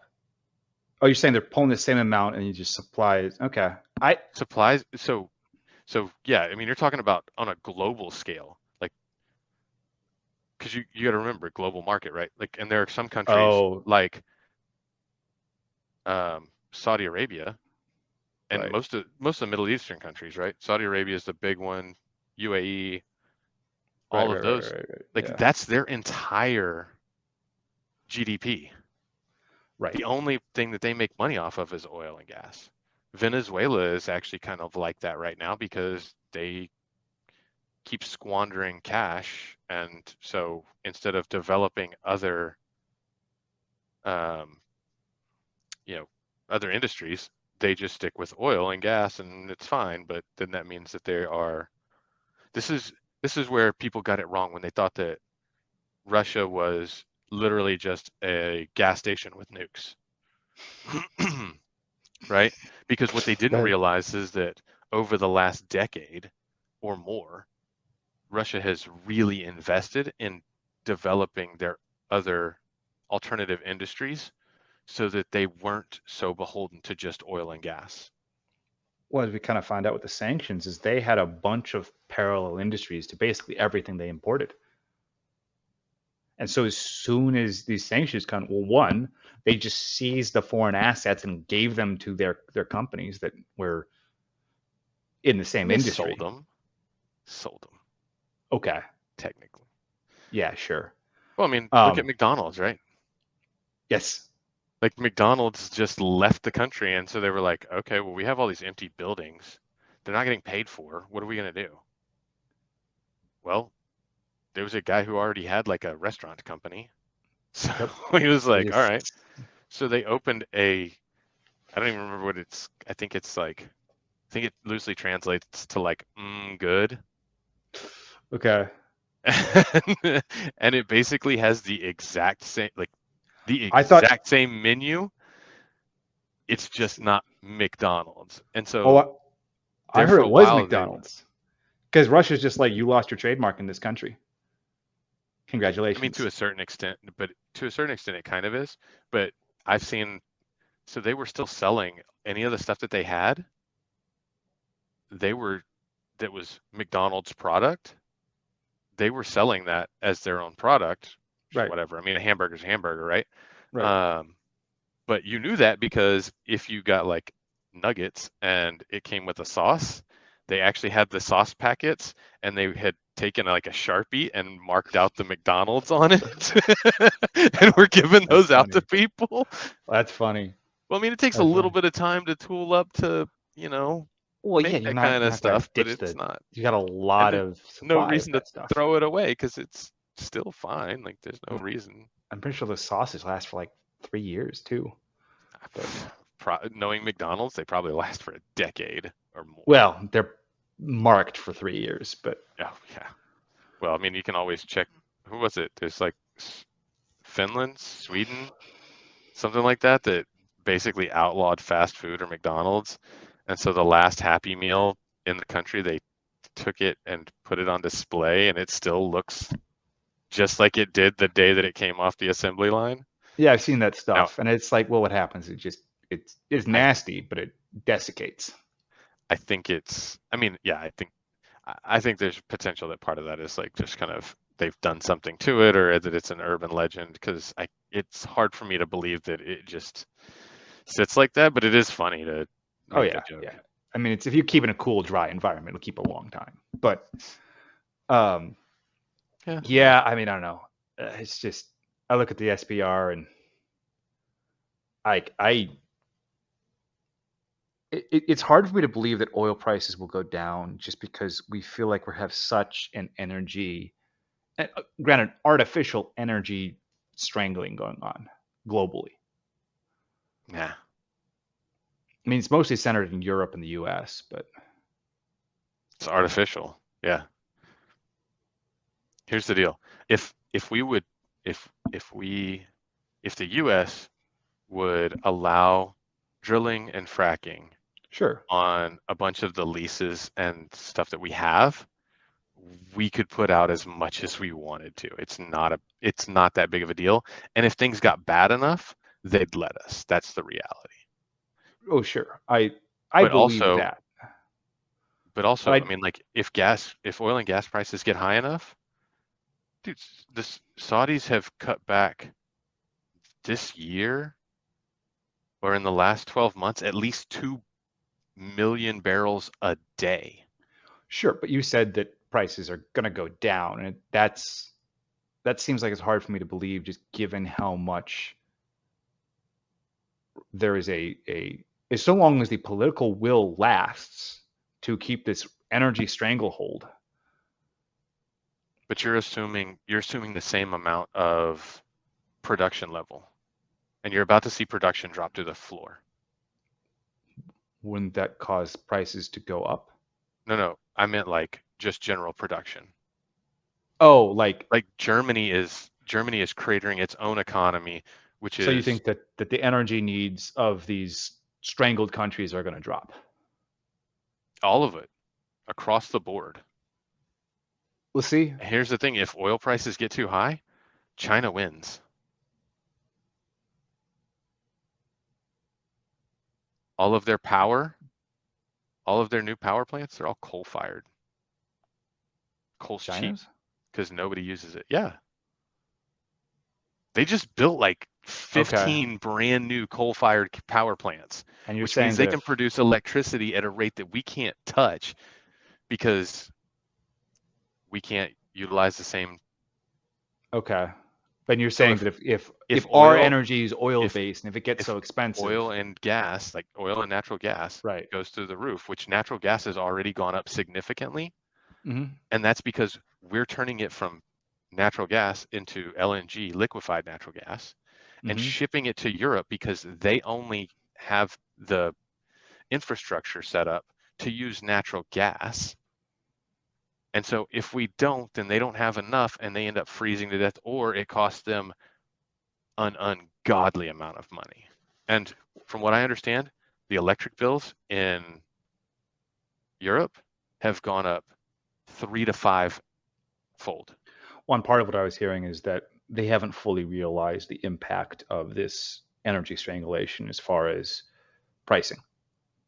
But I guess that'll What do you also mean? have it's the prices are being kept kind of artificially low Oh, yeah. Well, relative I to mean, the new normal. it, to a certain extent, I mean, hell, who was it?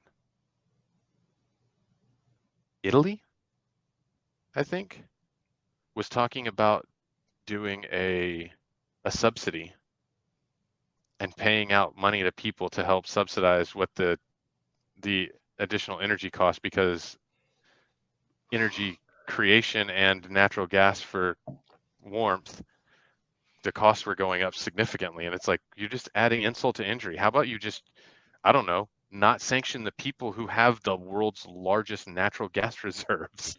Let's be honest, Maybe Italy that's, doesn't actually get a say in that. I get it, but you know. But that is also their fault, right? That is their fault. You are correct. I mean, but that's the reality. That's what we're looking at is those are the things.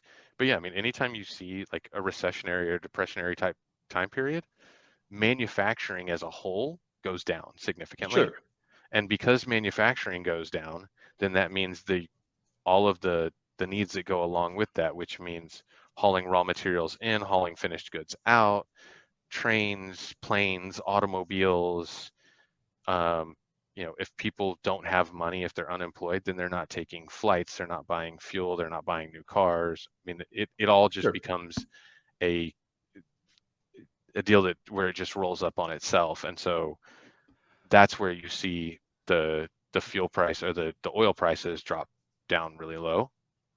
And I mean, and the reason I expect that to happen is because the reason that Saudi has cut 2 million, they cut 1 million once and then they cut another million per day out of their production is because they're trying to stabilize the prices ahead of time. They're trying to get ahead of the curve.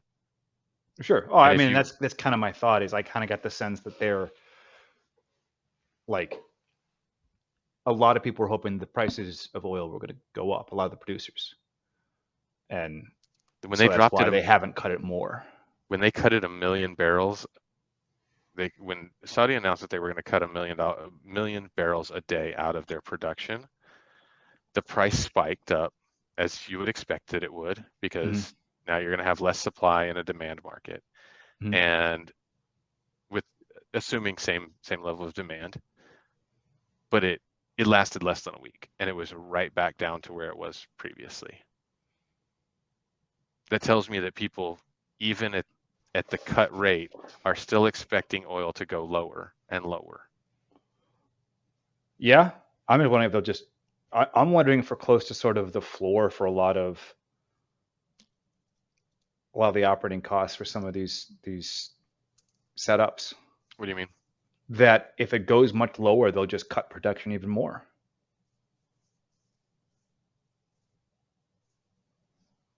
I mean, Like yeah, the whole idea is they're that's cutting exactly what production they'll to do. reduce costs, right? Sure. Well, no. Are you talking about US or worldwide? Worldwide. Worldwide, no. It's just price manipulation. Mhm. It's purely price manipulation when it comes Well, to Saudi. okay, Absolutely. yes. With OPEC, yeah. I mean, most of that isn't that just don't they have just a lot of reserves for the most part? Oh, yeah, just Like, isn't they just up reserves, lower reserves, and that's how they deal with the market, and it's what they release. maybe. I mean, No, okay, I could be wrong on that. I don't know. I don't know the intricacies of it. All I know is what Okay, they say, right? As far as what Saudi does. yeah, Now, what I'm talking about with regards to lowering headcount, that's U.S. only. I right, don't have any idea about what anybody else is going to do. In the U.S., that's what they'll do to a certain sure, extent. But in all reality, they can be profitable. It's just not real profitable. I think they've got it down now to where it's like $30 or $40 a barrel, so it can go really freaking low before they start like losing money and it doesn't make sense to pump oil out anymore. And what okay, most companies will do is like I said, they'll just try to get by because if they can keep the business going until they get to good times, because it always swings back up, it always has, it always will. Like it's just cyclical. right, Then all the other companies who failed, shut down, shut wells down, whatever, they have a delay because they now have uptime to try to get things back online. Whereas company A, who never shut down and was just slowing down what their production was, doesn't have that, which gives you an advantage in the market in a good time, puts okay, you ahead of the curve. okay. I think that makes sense. Yeah, But that means running with some serious skeleton crews. Like that's happens a lot. But I mean, like as far as I know, the oil and gas guys aren't thinking that it's going to go that low because they're still kind of just, well, I don't know. I, they're still somewhat hiring and they still are keeping people, like they're not laying off a bunch of people. Of course, they may just still be running skeleton crews, so they may not have a whole lot of excess to cut, and that may just be the case. I don't know. and some of it may just be there's all sorts of reasons that people post fake job listings. Well, that's true too. But I know companies that are like legitimately hiring because I know Hmm. people who have hired there. I mean, I don't know yeah, how could be much just hiring they're doing. I don't know if they're doing a lot or a little bit or whatever, but could be they're two skeleton crew and they don't want to have a dearth of internalized knowledge. well, the other thing they could be doing is they could be just upgrading their team. Right. I mean, Like if you've got somebody who's okay and somebody comes along who's got 10 years of experience and he's a beast, like you might be like, okay, so we're going to hire you and Bob's going to go like kind of get downgraded a little bit and then Jim's going to get downgraded a little bit and then Billy, Billy's the new guy. Sorry, Billy, you got to go. yeah, yeah. Like that Kind may of be keep the an open case. head count for someone experienced. Well, I mean, not necessarily keep an open head count, but just Well, keep yeah, an sorry. open mind so that if somebody super Open, experienced comes along, then yeah. you Head take count was the advantage wrong of the word. situation. An opening, Yeah. basically for yeah. Yeah, One thing you find out about the oil and gas field, I don't care if they're laying people off, they're always hiring. that's fair. If I you're can believe that. like, I if can you're the believe that. right guy with the right experience doing the right thing, I pretty much guaranteed, with very few exceptions, there are I mean, some it, exceptions, but it does generally kind of speaking, like, still, I just mean, kind of it's drive the economy, so there's plenty of money to be made there. well, it's kind of like any other company, right?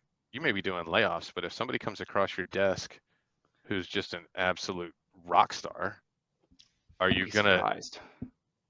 Well, I wouldn't, but I big mean, corporations, yeah, how many big corporations have you worked for?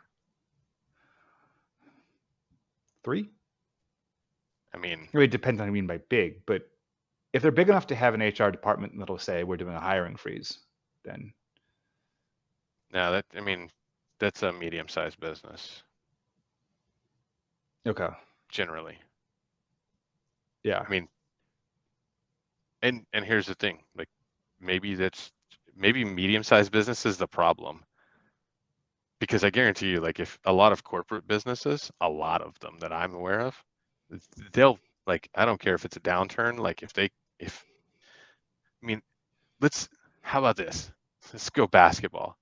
If you were like the Nets and Michael Jordan became a free agent and you could pick him up cheap because he became a free agent, like now's not a great time, but I'll take a shot at it, right? Like Well, and it's what you should do. There's a difference in what you should do. I believe it's absolutely the smart decision, but it's I'm not talking about smart. We're talking about no, what. I'm saying like well, I know a lot of small businesses that will absolutely do that. Oh yes, 100%. Absolutely do that. Now, I don't know about the medium-sized businesses. I haven't worked for a lot of them, but everybody that I work for is either like a gigantic corporation or they're a small business. Well, it's some of it's come down to what I've seen, and I don't know all industries, but a lot of what I've seen, it kind of comes back to what we were talking about earlier with the degradation of society, is that what the machine says not to hire people. Right. Well, and part of that also goes with if they've hired the wrong people to be in the wrong positions, then they're going to make wrong decisions. Like Uh huh. that Uh that huh. that that tracks the same thing, right? Like, and so Yep. that's why kind of small businesses I think probably do this best is because They like it, they're sort of if you implicitly meritocracy. if you don't have the budget, you got to compete some other way, Yep. and so that means you got to be smart. Well, if MJ shows up and I mean, not even say you're the New York Knicks, say you're like some like AAA basketball team that like and Michael Jordan's now freaking a free agent and nobody can afford to hire him because everybody's salary capped. You're like, I can't cut you a lot, but I can cut you whatever I can cut you. Like You're, you you're want to make gonna money you're and gonna pay? cut you're gonna cut everybody on the team. You're gonna hire like league minimum people and Michael Jordan, and that is I what you're mean, gonna. That's your offer. maybe. Yeah. But I mean like But if a guy's if you've got a guy that's great at running a company or has done really well doing that, and like the company, something happens and he gets laid off, or he's good at whatever division that he's in, and he just gets the cut because people make bad decisions when doing layoffs, then yeah, I mean, like part of that could be like, all right, cool. I need a CFO. I need somebody to run the finance side of my business. I can't pay, and I mean, like I know you were making $300,000 at that company, but I can't afford that. Like, but I can do 120, right? Right. And there's of course there's ways of making the sweeten the deal, making And it then worth well, I his mean, time. it's not even necessarily that. Like, there may not be other options for him to That's go true. to. And so he's like, yeah, I'll take it. And you have to understand, like, you've got to extract all the value you can out of him now, because Because as he's going to soon as leave. it marks back up, he's gone. Like, Well, and that's there's why it's often like when they no give him some equity question. to keep him so he can. Sure. Yeah. But I mean, like, there's a lot of times that, like, people, you get both sides of it, right? Like, some people won't hire people that are overqualified because they're like, oh, well, they're just going to leave. Well, yeah, but you at least get the knowledge and the use out of them while they're here, dummy. Right. And Yep. then there's other ones that are like, oh no, if I can hire them, like I'll take advantage of that while I can, knowing that I may only have them, they may only stay here for 2 or 3 years, right? Like, Right. I mean, the problem is the guys that take the job with, but like, stay for maybe 3 months. yeah, but you Which can't do you. anything about that, right? Like, Right. It's more you got to read the market. Like, is this a market where they're going to be able to find a job in 3 months, or is this a market where they're not going to be able to find a job for 6, 7 months, well, eight that, and months, you got to read two the years? person, right? Yep. Like, have the Yep. conversation with them, be like, look, I know that I can't put you at the place that you need to be, right? Like, I realize that you're way overqualified, and I expect that whenever the market comes back around, that like somebody's gonna come along and offer you way more than I can afford to even come close to. And so you have the conversation of maybe like, look, I asked you, like, do me a favor, and like, if you decide to take the job, like, do me a favor and stay here for 2, 3 years, whatever, right? Like, Right. have that conversation. Right. But yeah, you got to read the market to have Good that. quality people that are trustworthy and all that kind of fun stuff, they're not going to burn that bridge. If they tell you that they're going to stay there for Yeah, two that's to certainly three, true. they're usually not going to just bounce on you. Yeah. If they say, well, I appreciate that, but I can't promise that, okay, then I don't know that I can offer you the job. Yeah. It's Yeah. that simple. Like, I don't want to invest a bunch of time and money into you when I can find somebody else that I can invest time and money into. Yeah. But But yeah, some dark times speaking of ahead. investing time and money, Yeah. Well, but the dark times ahead is probably, you want to do you be. want to do you want to jump into that? We're already 145. I think we got some time. Okay. Do you have to go? I mean, do you have to go? I don't have anything that I have to do, but All right, let's give it a shot. So, just know that, given dark times ahead, you're going to want to be armed and trained and ready to go. I mean, I do. I don't know that everybody does. Well, they should, Hmm. right? Fortunately, we have the Second Amendment that's being strengthened every day thanks to the likes of Careful. FPC and Gun Owners of America. What? Had a couple of recent decisions that did not go our way. Yeah, I think we kind of expected that. If I'm thinking of the same ones, unless I didn't hear about them, like it was I haven't read like the the decisions. It was Oregon. in the last couple of that came out in the last couple of days. I just haven't had time. I've been too Yeah, busy I with mean, stuff. it was reading the stuff from FPC. It was sort of along the lines of this, judge ruled against their favor. Kind of a crazy argument made by the judge. That's kind of my opinion, though it correlates with Happens a lot FPC's. in And they're like, yeah, we kind of on the expected West this. Coast. Yep, Yeah, kind of expected this. Now we appeal. right. And it's given they're referencing the Bruin case, there's strong likelihood that, I mean, a lot of this is blatantly misinterpreting Bruin decision. like Yeah. stretching hard to try to justify it. So Yeah, but they don't even pretend like they give a crap. no, There's too many activist judges out there that just are not.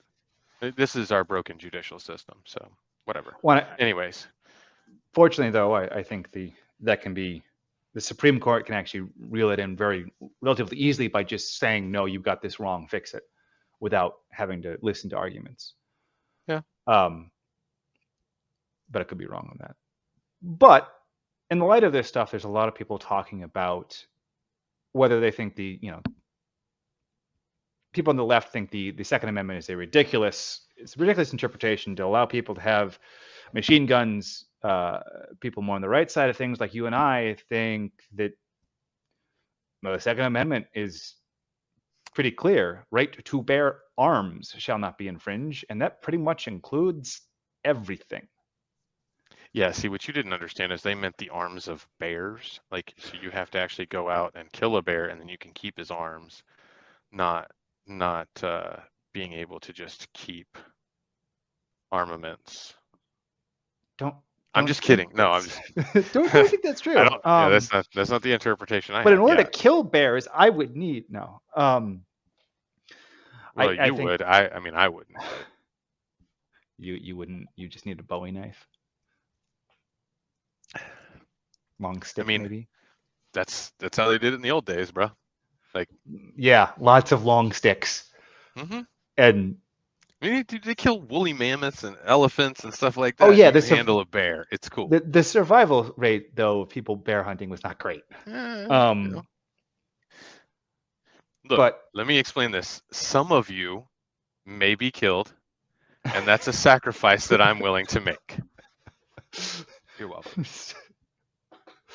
yeah, that sounds about right.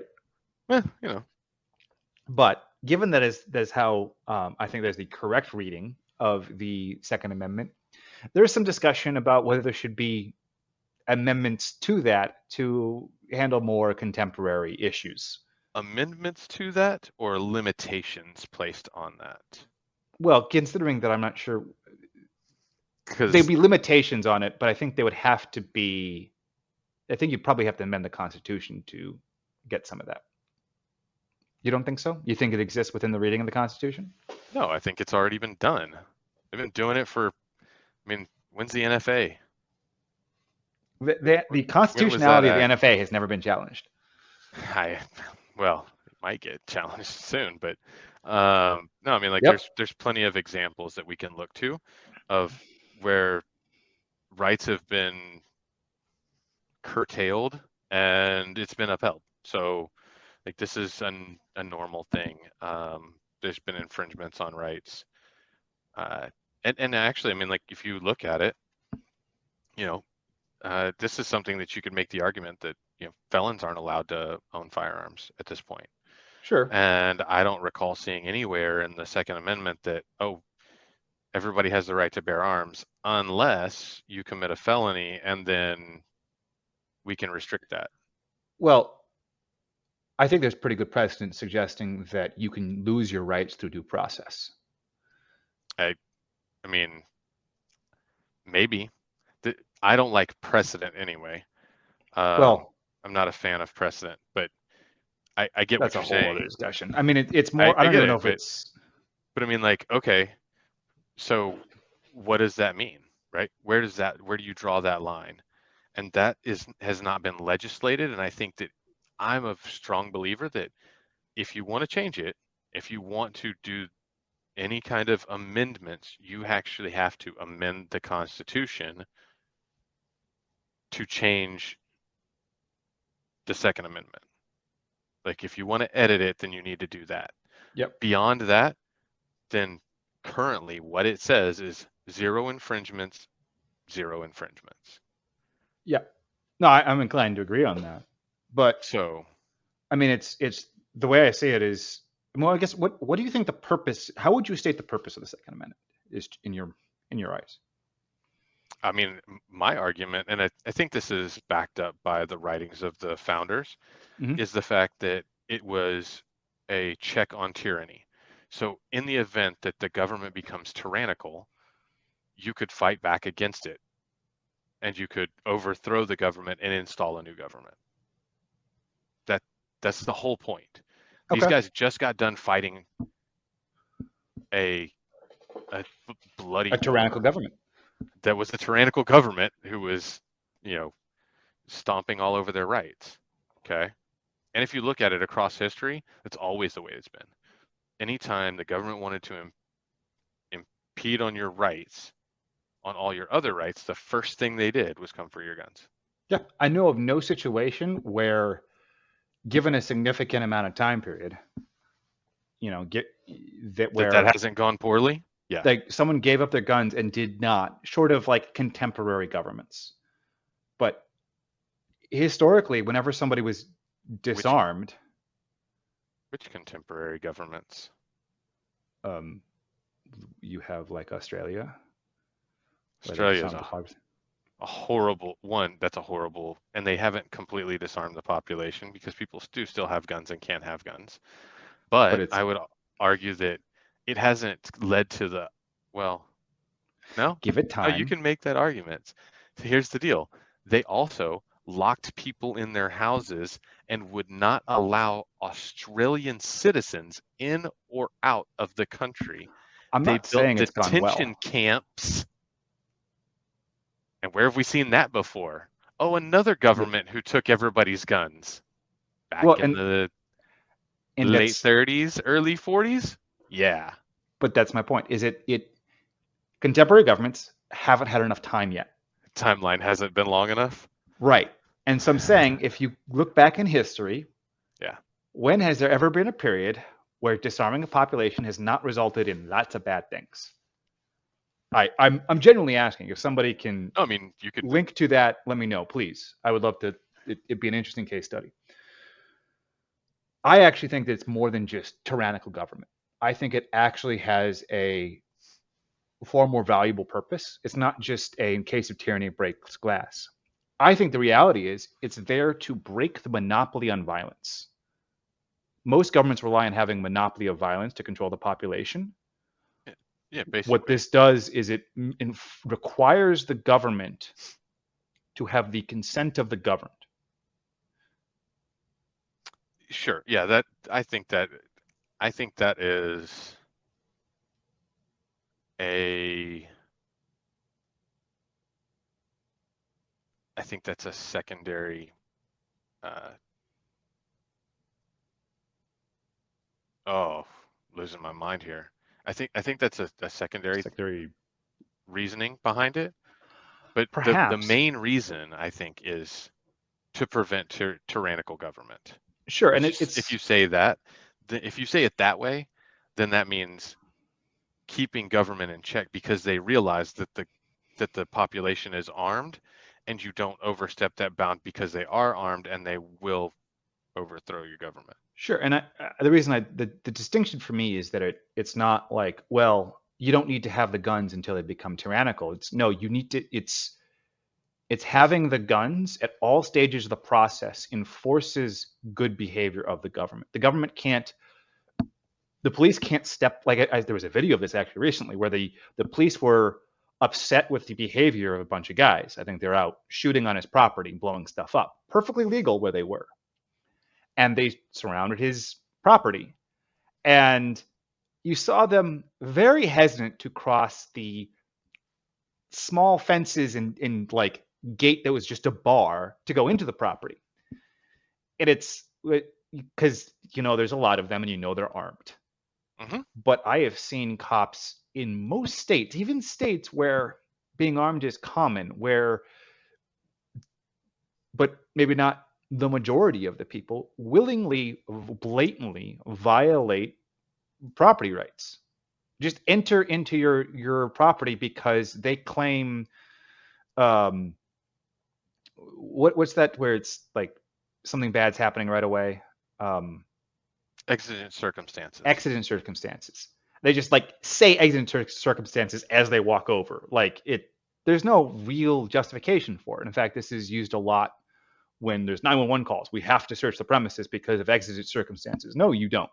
All you have is somebody of unknown origin saying that there's something bad happening here. For all we know, you had your buddy in the cop car next to you call in so that you can make the search. There's Right. it's not exigent circumstances, though. I think uh, that needs to be argued in court, perhaps. But It has been, and it's won most of the time. I think it might Sadly. be. Yeah, I mean, that's a whole other issue. But you see cops do it.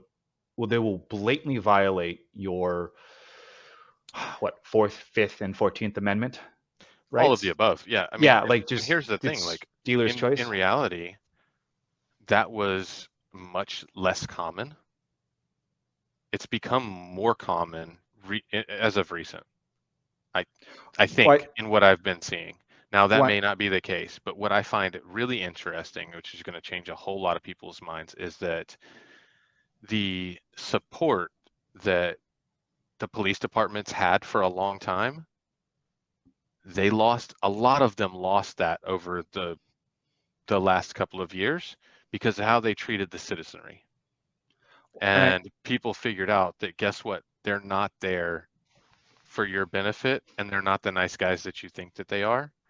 And where you thought for a long time, or a lot of people thought that, yeah, most of the cops are good and there's a few bad apples here and there. Um, I think a lot of sentiment has started to change to where it's like, no, they're all, I'm not going to say they're bad, but it's more of like they're the banality of evil, where they're the foot soldiers of Nazi Germany. Not right. actually, okay, let's not get too, but in the same sense that they're simply following orders, Like right? they're That's it's their the response, is same. that we are just following orders. I have to do my job. This is what I have to do. I know that it's not right. I don't agree with it. Well, if you don't agree with it, then don't freaking do it. Right. It's Sorry. the same spectrum of the paradigm. Like Right. you're not loading people into train cars yet, but you are getting like you're maybe rounding them up for the initial arrest, and they're Well, maybe people don't they're talk given about it. The freaking suicide rate at the end of World War II amongst people who had either worked for or collaborated with the Nazis that were just basic foot soldiers. They were just following orders. They didn't know what they were doing. They didn't have any clue. They were just like, oh, well, we're sent here to take these people and help load them on a train. And then they find out that after the war, they're like, oh, I sent all those people to their death, and they couldn't live with it. Like they yep, just like self-delete. yep. No, I mean, and they gave them excuses, but they're weak excuses, and they were a lot of these people they just didn't look too closely because it was inconvenient, and that's exactly what you see with cops. Well, okay. One, I'm not going to go that far with regards to historical because one, I don't know, and two, information was not as widely available as it is today. No, and And it's but today, in in today's age of information, ignorance is a choice. what and That is some an of active choice. and, and at first you're right. It's hard to like you thought you were just sending these people to a camp. Some of the people that went thought they're honestly being you were going to a quarantine camp to get treatment for being I forget what disease they said they Doesn't had, matter. but um This is, but that's well, no, my immaterial. point is, but later on there were specific I think it's important there were specific signs that you could like there were writings of this where people were talking about how they could have if they knew something was off and they didn't say anything. They could tell this person was not willingly going so much or even necessarily. Yeah, but then you're getting into nuance, and I mean, yes, were there occasions of that? I'm talking about in And general. I'm The just more just generality, that's why I didn't want to go off that tangent, because sure, that's but I'm just my point is like there were people that like I was specifically talking about. There were people that saw some stuff that didn't feel right and just stopped there. And this is part of what they were talking about when they killed themselves. sure, And that's what I'm but alluding to. Is that's like I different than what this is, because this is very clear. Like you know that you're violating people's rights, one, yes, and two, if you like It's not like there's an Well, information that you don't have the information. The information is completely available to you. I mean, You just have to go find it, search it out. It's but just, I mean, it's a Google search. I wouldn't say that. I mean, I would say yes. There's a greater responsibility on the police now because they can be more informed. But I don't think a lot of them understand where your rights end, and as much as you think they do. And if that's the case, then they shouldn't be police officers. There's a strong argument to that. I think there is. It's one thing is if you know, as a force, they should. It's one thing if you're a junior officer and there's some nuance there, but you should be with a more senior guy that knows the rules. Then Disagree. you don't think that. I think that you should have a younger officer with an older officer whenever you're on duty. I disagree with the fact that they don't understand or they shouldn't know when when what those lines are that they can't cross with regards to violating when they're violating somebody's rights or they're not. I Yeah, disagree with that. I think that But I you think just they said should that be that trained. was I said it's one thing if like I can understand a junior officer not being there yet, not having that level of understanding because it's nuanced. It's not nuanced. Some of these the lines that we have said violate rights, don't violate rights, has some very fine lines. They're very principled, and it's with some studying you can understand the principle, but okay. They it's wouldn't not. teach that in the academy?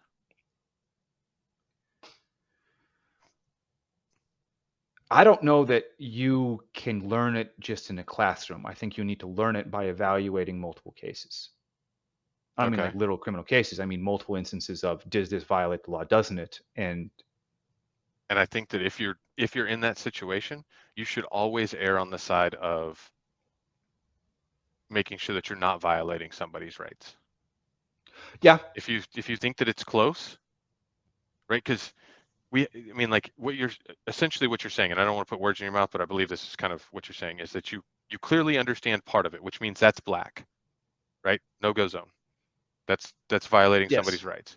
You have the white side of it. This does not violate somebody's rights. That's okay. yes, And then you have that middle area, that gray area that's in the middle, right? hmm Okay. So if okay, you're in, so you know what's left side, you know what's right side. If you're in that gray zone, if you either should defer to that this I don't do this because it violates somebody's rights, and maybe I'm wrong, but I would rather be wrong and not violate somebody's rights than be wrong and violate somebody's rights. no, no, I Right? think that That's the way. is you're Or right. if hopefully, the ideal would be that you would have somebody with you who was a senior officer who had seen that situation before and knew whether that fell on the right-hand side or the left-hand side of that Yeah, line. right, and I guess that is kind of what I'm thinking more is that we should be tolerant of police officers hesitating to violate someone's rights, even like hesitating to take action that could violate someone's rights, I should say, Okay. and instead yielding to more senior officers. And really, there should be some kind of department lawyer on staff at all times to help reel in the police. Okay. Right? If there's a question about whether or not you're going to violate someone's rights, shouldn't you have somebody on staff that you can And ask just for advice? and let's clarify for the audience. We're not talking about something that happens and breaks down in the middle of a moment, right? Right. Typically, you react and do something in that case. And a Sure. lot of times that's a restraint of somebody, right? But there are too many. What we're talking about is the vast majority of these things that there is time.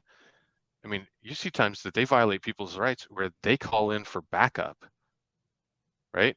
You call in for backup, you wait for backup, you call in for a superior, you wait for a superior, and nobody stops you from violating these people's rights. And that's a problem. And in Yep. that case, like that's an issue. Well, sure. But And that's it's but that's not also that's not on topic. no, So Right. No, I think you're right. I think that makes a lot of sense, and I think that should be how it's handled. Is just a lot more deference towards the existing rights. But kind of getting back to it, I think that if that's how we see the purpose of, if the purpose of the Second Amendment is, as I stated, to be a check on the federal government or the state government, any government really, Any just government is government in general, correct. then you sort of need to have the same. You need to be able to bring the same level of force that they do, I mean, that's my theory on it. right? Like that's sort of the implication is that the same level of force that they would bring to bear upon you, you need to be able to bring to bear, at least in theory, against them. Like whether or not you can obtain the weaponry is up to you. Yeah, I mean, don't get me wrong. Like, I'm not necessarily sure that I'm pro people having their own personal nuclear arsenal, Well, but I'm not necessarily against it either. well, and Like, that's and I that's don't think anybody should have it. and that's kind of what I'm trying to parse together a little bit. Is nuclear weaponry seems very similar because it's the idea of someone being able to take out a city over a dispute with the government, a personal dispute even. Sure, Okay. it's expensive to get that, but they could take out a city, and doing so seems extreme. And I don't necessarily that like that seems like a problem. And additionally, there's sort of a natural disincentive for a government to use nuclear weapons on its own territory. Based on what? It would be destroying its own territory. It'd be destroying some of the things it values. Okay. I mean, but you're not saying that they wouldn't do it. I don't know, and this is kind of the thing is like I if if the purpose of nuclear weapons is ultimately a deterrent, right? That's why you have them is is a standoff weapon against other nation states for the most part. Really could Hmm. be other entities, right? Whatever. Yeah, Right, because it's well the difference is kind I of moot. I get it. The then you would think that okay, well then you need to have a similar relationship. You need to be able to come into a similar relationship with the federal government. Then maybe you should need to get nuclear weapons as well. Okay. So, I agree. My premise is, here's my deal. I don't think that the government should be allowed to have any weapons that I can't have. There should be no limitations on what weapons I can have. If the government can have those weapons, then I can have those weapons. You want to make limitations? Then limit what the government can have, and you can limit what I can have. Now, I may okay. not be able to order to afford an M1 Abrams or an F-16 or an F-35, right? But Well, but the yeah, if it comes available and I can, then yeah, I should be able to buy one. if you need to, if the U.S. government wants to bring that much force to bear on you personally, that you would require you to get those kind of arms, you must have done something to really piss them off. No, More no, likely, no, no. The you're difference is that you're assuming that hold it's on. More likely is that you're doing this. You have banded together with a group of people, a community of sorts, and that a community mustering the funds to get that might be more reasonable. well, I mean, okay, sure. I mean, in today's world, no, there are people who can afford it, Sure, there are. right? But the reality is it makes no difference, and there's no reason that a community is probably going to go buy an F-16 or an M1 Abrams. The point is that one, I don't know that anybody really needs or wants, except for just like to goof off with Sure. any of those types of things. For me personally, it's that I don't want the government to have those kinds of things. I don't want them to have nuclear warheads. Now, with regards to nuclear warheads, I'm willing to make a certain amount of concessions, specifically for defensive use only and to protect against mutually assured destruction and other, nuclear powers. Like I will concede that portion. And Okay. if you write that into the Second Amendment, okay, cool. Sure. How And do you? then, but beyond that, there's nothing else that I think that the government needs to have. Like these cluster munitions that we just sent to Ukraine, absolutely not. I don't want those to see any kind of battlefield ever. They're dangerous, they're dirty, they're horrible weapons. They have a horrible track record of killing lots of civilians because they're indiscriminate. And when they don't go off, then you now have these little bombs that are just kind of laying around everywhere that look like a ball. So what happens? A kid walks by, picks one up, and it goes off. This is not okay. So No, yeah, no. I And they need to what? and the government like needs to be afraid of its citizenry, not the other way around. I mean, Joe Biden just basically threatened the American public the other day, where he said, "Oh, you think you're going to take on the American government? You might need some F-16s and nukes." Right, because going to be Said willing to that. use those things on us. So if he's going to say that, I'm going to take that as a direct threat. And yeah, okay, at that point, yeah, I I, kind of I do need those. Yeah, no, I mean, like I don't know enough about the realities of warfare to say for sure about cluster munitions or anything. They do seem unnecessary as they're currently implemented, and certainly dangerous and massive collateral damage. But it sounds like if someone could properly make the argument for you that you'd be open to that, properly make what argument? that they're necessary. They have a No, that if their so failure rate's someone too high. okay, well yeah, and that If is you could improve them to where their failure rate was actually less than 1%, which is what they had to claim in order to send them to Ukraine, and yeah, you could prove that, and you could prove a use case for them, then okay. But sure, generally speaking, like I don't know of anybody who has a cluster munition that has that kind of dud rate yeah, I think this is more of anywhere a in the world. let's expend them in Ukraine because we have a stockpile and we just want to They're destroy them. sitting around and we don't have any 155 ammo to send them, so We have here, them, we don't know what else to do with them. Yeah, no, we're not allowed to use them, so now, but I am curious. I want to get back. You said the limitations on nukes being defensive. Did you have a way of doing that in mind? what do you mean? Like enforcing their defensive use only? Are you just saying that'd be written into the I'd say Constitution? you'd write it in. Yeah. Okay. Now that doesn't necessarily like it's just words on paper, right? Yeah, And they could violate that, but but you you'd also give. limit the number and the ton weightage or whatever. Like and like you have that you have to have a negotiation and talk about it, right? Like okay, here's what we're gonna do.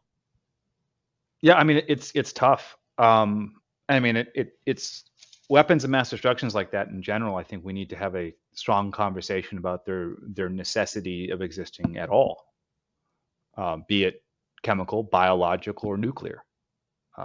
Too much See, of and it seems like we're I see it developing as them different. because we want them. Yeah, uh, chemical chemical and biological. No, that's a hard no. That's a those are those are sick and twisted, and they are designed to kill a population while leaving um, its treasure, infrastructure, whatever intact. That's the reality of what those are designed for, Yeah, and and there's no good reason for them to be in existence. I'm We want to inclined to be agree. the world leader. Let's show people that we're the world leader and say, nope, we're not doing this, and actually destroy those. Sure. If you need to study it for defensive purposes, you can easily turn it into a form that isn't easily weaponized. Sure. And like there's several options, right? Like you keep a certain amount that's small enough that it can't be weaponized, and maybe you keep that at 3 different locations across the country, across the globe, whatever, to where you can still do research on it, but instead of being able to break into one facility and gather enough up to make a weapon out of it, they'd have to break into 3 or 4 facilities.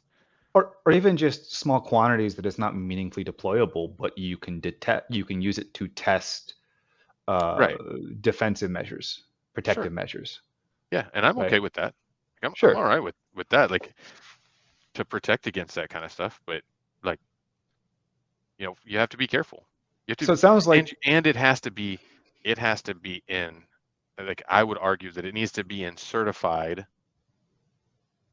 level whatever security facilities, because I think based on Dr. Fauci's email, they were doing gain of function, which is a biological warfare, and were so careless that not only I think did this recent outbreak come from there, but if you go look at the documentation about that facility, they'd been warned and had been cited several times for not following safety protocols. Several. Like, okay, sorry, you can't do this anymore because you've proven, like, this is like handing I mean, you're talking about, like, that's like handing a gun to an 8-year-old who you've never taught anything about guns. Like, here, and then not only that, that 8-year-old pulls a negligent discharge, and you go, tisk tisk, don't do that again. yeah, yeah, Right? Like, that's no, that's the equivalent. No, no, no. You've proven that you can't handle this level of stuff. We're gonna have to pull that. You can't do this anymore. The problem is that the gain of function research that they were doing is outlawed specifically by the United States. And so they were doing it in an end around to be able to do that without really doing it. yeah, And that should be criminal. it is criminal. I, You were yeah, I don't know. allocating and sending funds to do something that was against the law of the country. That's a criminal offense. How Fauci is not in jail, or at least on trial, because he needs to Yeah, have a proper trial, but yes, how he's not on trial and being arrested for that, I'm not sure. yeah. Well, I think you and I both know the answer, I the mean, actual answer. But right. okay, but getting to sum up the final topic, it sounds like the limitation that you'd want to put on the Second Amendment is basically no limitations apply to the Second Amendment except those that also equally bind U.S. government. Yes. With the carve out of a certain amount of defensive nuclear weapons. I'm not even sure you need the carve out because however binding you make those release of nuclear weapons, you could also say that those binds apply to any civilian groups as well. Sure, but do we really want to have the ability to, because we've already necessi or we've already notated that we agree, I think, that even though we've written the rules down, that the nuclear warheads are only to be used in a defensive manner. They're there for mutually assured destruction purposes. That doesn't preclude the US government from at some point, say, I don't know, 60 or 80 years in the future, doing something different with those, right? Because technically, at the end of the day, they're just words on paper. And so Yeah, I don't think, I don't, I don't like the idea of nuclear weapons being in the hands of civilians. They're too indiscriminate and they're too devastating. yes. I don't like indiscriminate weaponry. Can't And tell. I think having that would necessitate the government binding itself in such a way as to prevent that.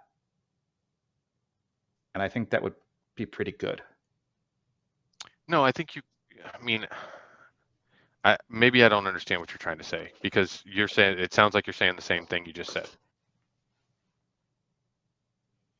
I think if you require them, so whatever solution there is to limit the use of nuclear weapons, be it for defensive purposes only, or Okay. for Let's they'll stick on one. Let's pick one premise. Let's go through one scenario. Like let's just say you've decided to write it down that they are for defensive use only. Let's pretend like that's the case. write it down in the Second Amendment. Yes. Right, but I'm okay. I'll You write. were going off of like, well, you can say this or you can say that. I'm saying let's be very specific that we say let's like in this hypothetical.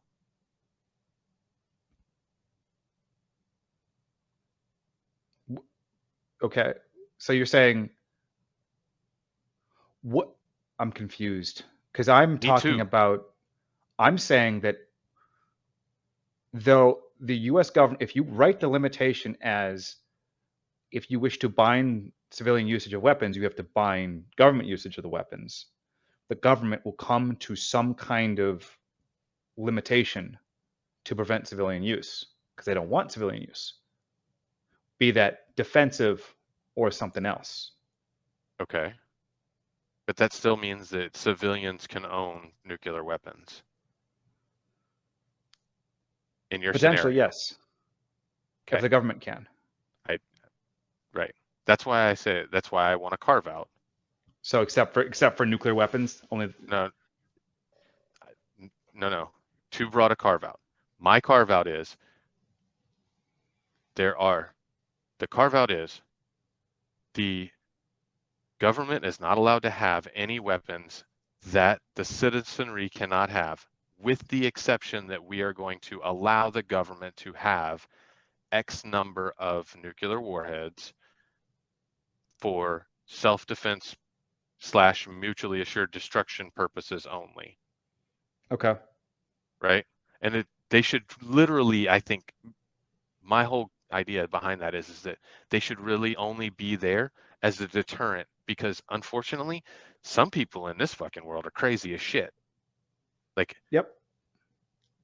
there are some, and I'm not saying necessarily even current, but I think in historically there were some regimes who just out of spite or having the opportunity would have launched nuclear weapons against the US and other countries, to be honest, without regard to what that would have done to the rest of the world, to the rest of the planet, what kind of damage that would have done.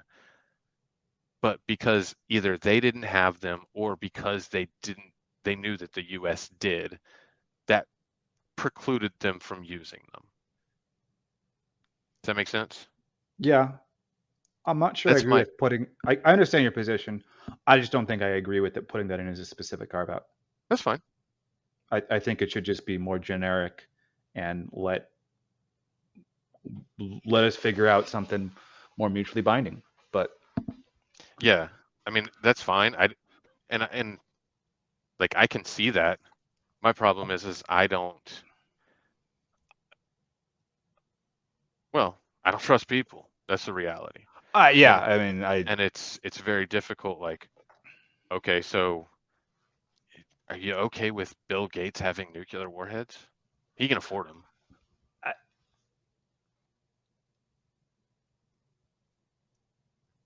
Remember, before you answer, you I'm are the thinking. carbon that he wants to I'm eliminate. thinking. I'm thinking because Yeah, like he also owns most of the farmland. So if I'm near the farmland, he's nuking his own land. doesn't But care. yeah, You could argue that he doesn't care, like it's worth it. well, and it's I And he wouldn't nuke you anyway because he'd nuke major populations. I mean, you right. basically would Well, expect that DC, LA, that kind of stuff. But even if, let's say that would it everybody from improve? DC thought that he was going to blow up DC, so they left DC, and where they go? They went to his farmland because they're afraid that he's going to fire a You think he won't nuke his own farmland to get rid of the amount of population that he wants to get rid of? Sure.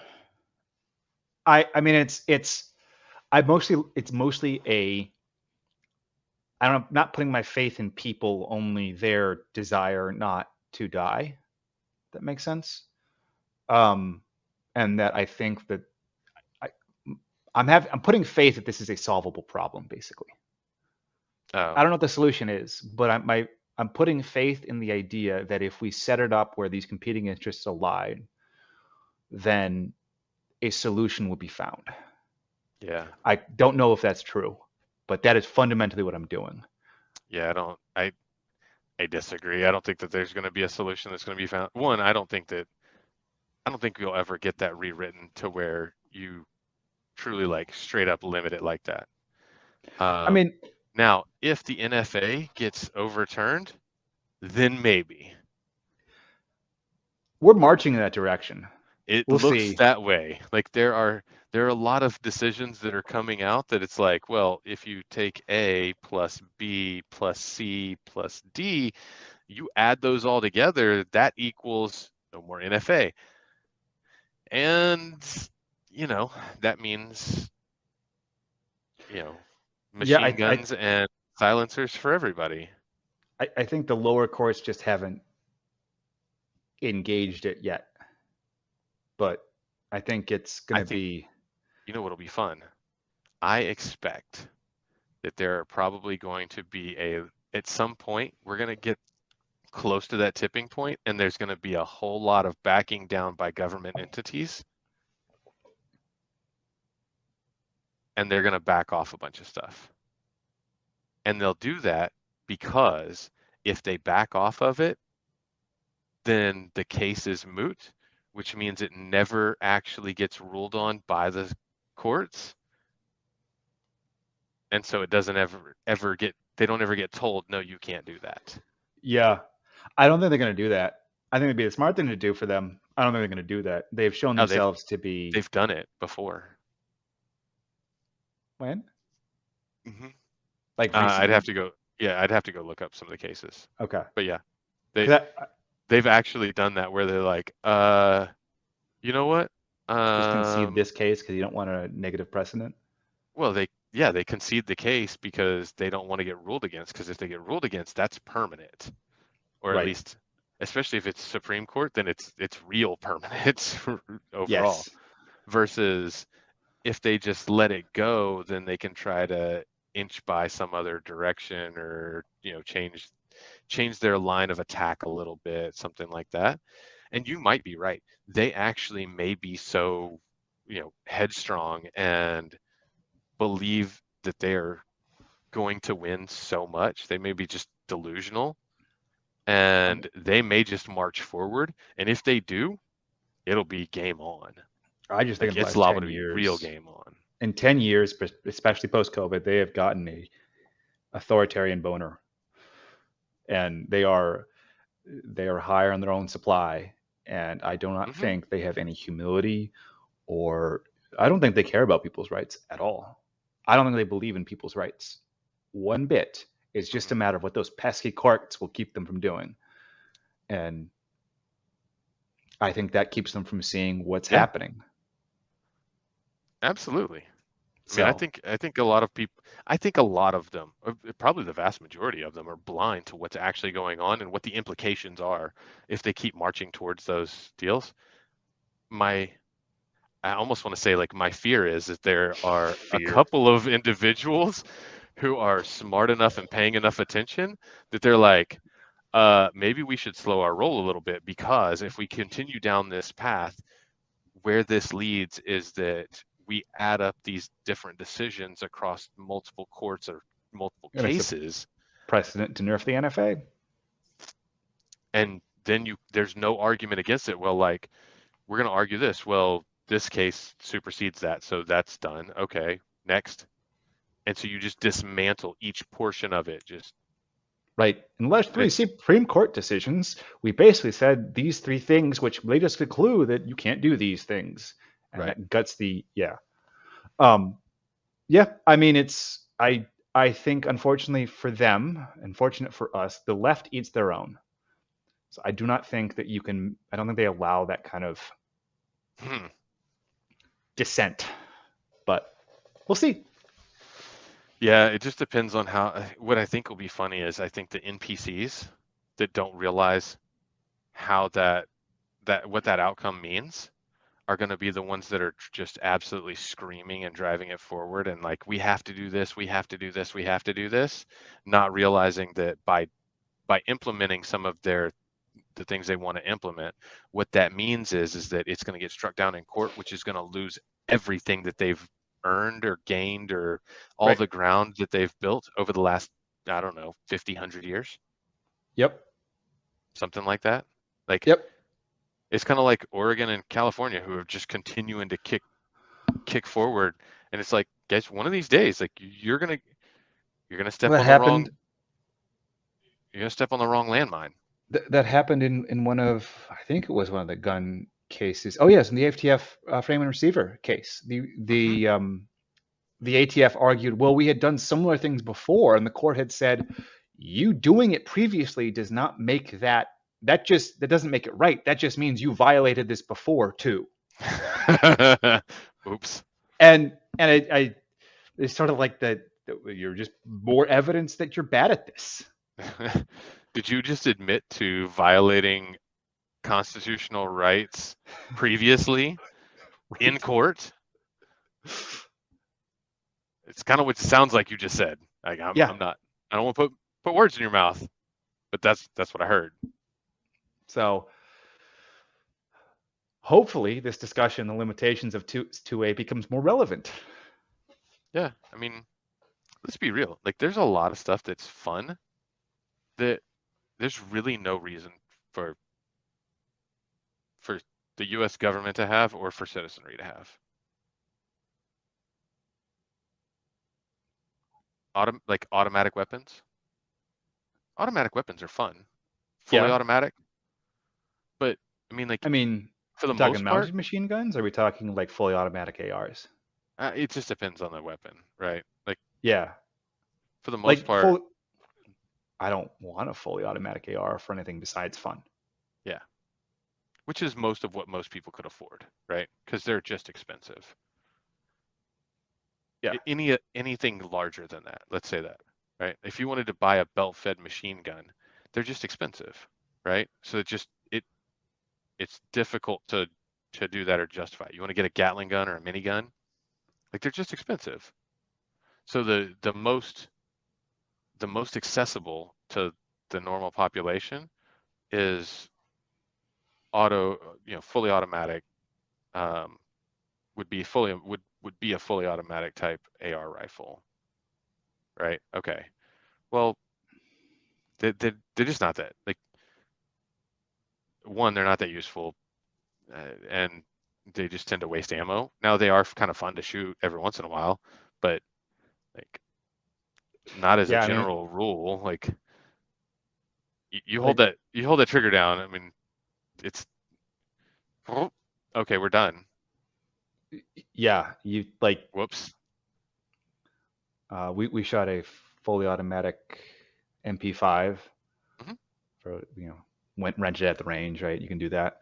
Sure. And like, all right, shoot to the magazine and go and empty.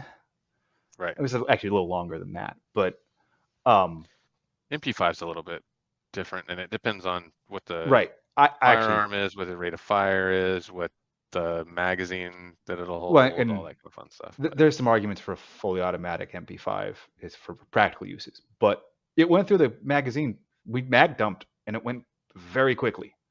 yeah, And so, like, I could certainly there are tactical cases where specifically an automatic MP5 would be useful, but you need to be disciplined and controlled with it. but I mean, even at that, like most, how about this? You could make the argument that a lot of people who practice can achieve a rate of fire very similar to an automatic rate of fire without having using a semi-automatic weapon. Yes. Yes. Like I have met guys who can like everybody talks about like the bump stocks, right? Which basically is Yeah. just a recoil type deal, which Right. it's whatever. But you can do that like, if you practice, you can do that using the belt loop on your pants. I've done it. Like That was That's the actually the first thing, time. and people don't realize that. But I know people who can run an AR or an AK properly, who can keep rounds on target and run it that fast without using either of those and without having a fully automatic weapon. Like if you practice and you're good with your weapon and you're proficient, you can do that anyway. And Yep. you're going to be a whole lot more skilled and a lot more precise with it. Yep. Now, Yep. I'm not saying that I don't like if somebody wants to have one, fine, whatever. I don't really care. Other than the fact that like understand that it doesn't make a whole lot of sense in in in practical terms, right? And so For the most like part, I mean, there are some niche I could uses, see but potentially where the government was like, all right, well, we're not going to allow fully no automatic belt. weapons anymore. And because like the only problem is you lose your suppressive fire on the battlefield. Well, and that's the thing is like there are suppressive fire aspects of it that are Mhm. useful, um, where you especially if you're retreating, um, and I mean, there's I think most people like there are significant use cases. They're specific. They're not super common where having automatic weaponry is useful. Sure. Um, the suppressive fire, the sort of there are like tactical spray and pray methods that are not necessarily Tactical suppressive. spray and pray. Yep, you're shooting at an Where did area you hear this? from my mouth. I didn't come up with the term spray and pray. I was being tongue in cheek. Okay. But you're shooting at an area. You're not what? No. No. This No, that's is just it is indiscriminate. You shouldn't. I mean, like if you're doing that, that's just suppressive fire. I wouldn't call it. The intent was not to suppress. It was to more provoke. A lot of the common terms of thought. Shoot an Okay. area, get them to return fire, see where they are. Okay. But I guess you could probably do that more with That's a not a good idea single shot. because then you've now showed them where you are. It's not common that you want to do that because you do give away your position. But if you think that if you can convince them that if you think they know where you are and you want to convince them that you already know where they are. You're, I understand, but I mean, like you're going down like this weird, wild, Like I said, off it was the niche. wall. There are niche. That's It's more. that's I not want one of people to them. have all of their tools available for them for this sort of thing. And I'm not saying that people can't have automatic weapons. That's fine. Oh If you yeah, I, if you want to have automatic weapons, then just say that you think that you need to have automatic weapons and you want to have them. I'm okay with that argument.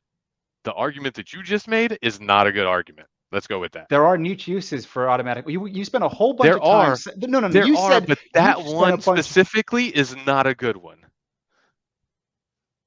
I think there's Suppressive fire, good argument. yeah, and I said there are others. Tactical spray and pray is I'm not. big tongue in cheek.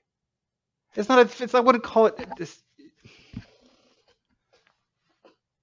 because it is Sad day. spraying. You're spraying and praying, right? You're No, praying. Yeah. You what no, what what no, what? no. No, Negative Ghost Rider. no. No, You care to explain, or you're just gonna you sit there and no. be a You don't. shithead? You should never spray and pray. That's not a thing. Don't like you're talking about just like indiscriminately firing at that point. Not truly indiscriminately firing, because that is more likely to cause collateral damage than be effective. It's why it's tongue in cheek. I'm not literally meaning spray and pray. Please, I'm invoking. you can't. But you can't. You know you can't say things like that. People will take that seriously. And you made a huge argument that we shouldn't have automatic weapons. So, No, I'm not saying that we shouldn't. I'm saying that it but doesn't you make made the argument. sense. You And just I'm didn't come to that saying that conclusion. no, I I'm saying I don't see a purpose in them, and I see that you might get the potential that the government, in order to keep them out of the hands of the citizenry would just ban them from government use, which means that that would allow them to ban them from citizen use or ownership. Mm-hmm. That's all I was saying. Like, I don't, and that's really that really only comes into play, I think, with like the base level type firearms, Sure. because bell-fed machine guns, miniguns, stuff like that are too expensive for the average person to own. Now, if you can manufacture them at scale, that might change. If there's something But more available, there's more of a market for them, if then there's costs suddenly might go much down. larger market, which means you can sell more of them, which means you can make them more readily available, that could change. And honestly, like I don't think that anybody would ever actually ban automatic weapons for government use because there is such a good use case for them with suppressive fire, specifically Other something tactical spray and like pray. the no, no, with like the light machine guns, the MG249s and stuff like that. Sure. No, I mean, I think that, like, I'm just warning that that's a route that they might go down. I don't care. I think it's fun to shoot fully automatic weapons here and there. I don't care to own one. It, like to well, me personally, I can't afford a minigun or a 249, and so like if I could, maybe that would be cool. But hell, I couldn't. I don't. Not that I couldn't. I don't want to afford one, and I don't want to afford to feed it. that's Like that's the that's that's the the expensive real part, problem. I mean, right? it's not. I mean, I want one at least.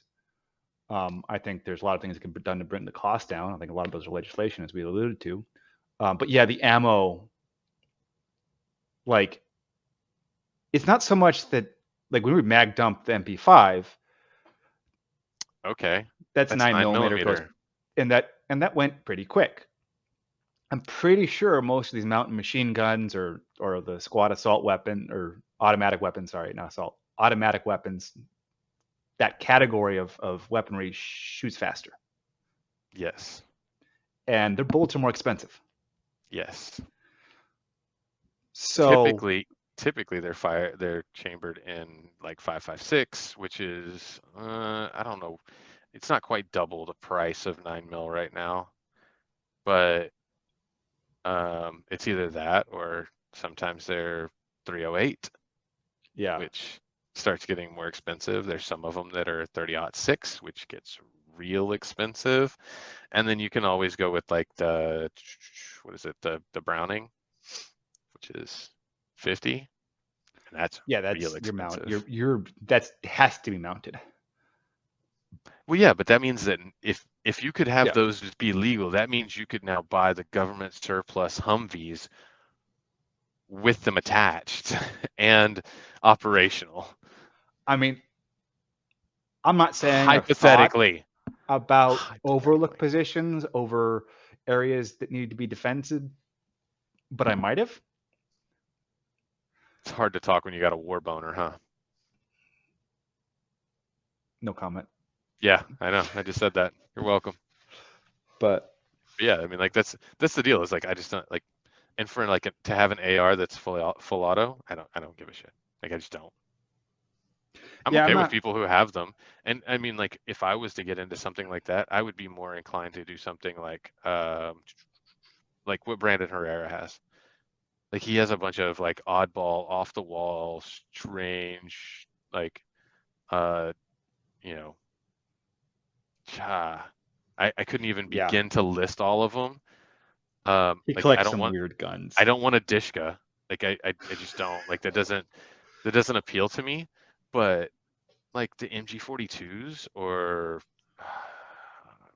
I mean like some of the World War II freaking yeah. What is it? The SSPH or I can't even remember Oh, right the now. I think it's, well, it's the one where it's Anyways, actually in a Russian character, and so it's not technically. But yeah, but there's I yeah, I know mean what like you're talking about. there's a lot of like there's some neat SSH. But guns that would be cool to have. But But it's more of a I'm okay, novelty whatever. sort of thing and not really a Right. functional weapon. Yeah. No, It'd be fun to take out to the range every once in a while and shoot, but am I willing to like, is that the hill I'm willing to die for, to die on if I can get everything else that I wanted? Nah, probably not.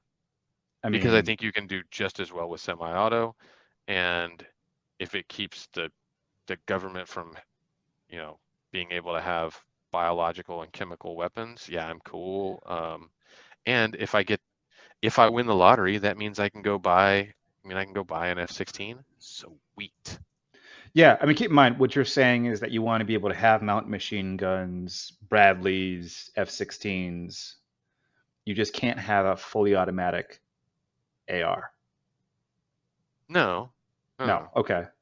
no, no. I'm not making the argument that that's the case because I think it's either one way or the other. Either they're all automatics are legal, or all automatics are illegal. Right. No, I'm trying to figure out when you say this, the hill you're going to die on.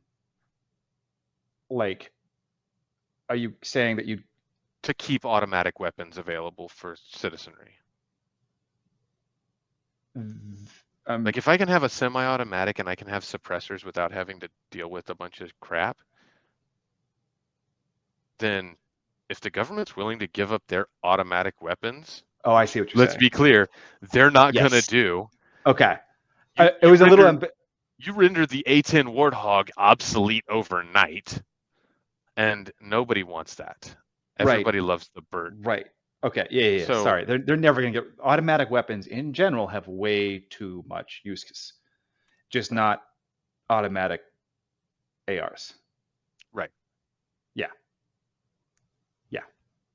They tend to Okay. be uncontrollable. I Yep. mean, it just Yep. No, it's I don't think that'll, yeah, like I said, I don't think that'll ever the happen. problem is It's going to be an that's automatic. not the automatic weapons most people want to have. Yeah, but most people can't Well, afford their groceries, so most of them that can that just is shut up anyway. that is one way to disarm the population. Yeah, starve them to death. You can't afford bullets. I mean, that was who was that? Chris Rock that put that forth. It's like I Yeah. think bullets ought to be $5,000 a piece. Give me that back. Yeah, but I mean, yeah, people are going broke. Yeah. The Can't buy a numbers are gun if you showing can't up afford it. again. Like all of everything.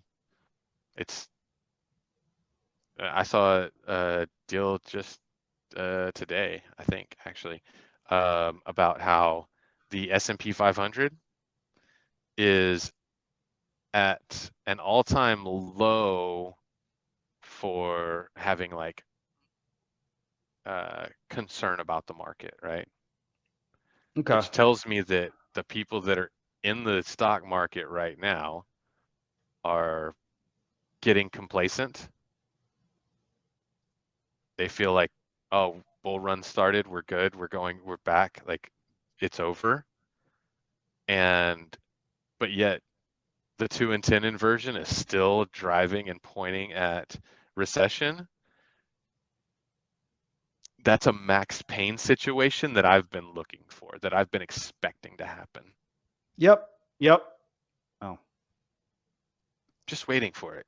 fun By the way, times. if anybody's wondering what my investment strategy is, despair. Despair. I Okay. want to see despair in the markets. I want people to be distraught. It's all over. I'm never going to be able to financially recover from this. It's not just for Tiger King. Um, and so at that point, that's when I'll start looking to buy shit because All right. that's things at the bottom. Good to know. On that note, I think we're going to call it. Thanks, Deuces. guys. Thanks for watching. Please give us your thoughts in the comments below. And tell Chris how he's wrong. Not that.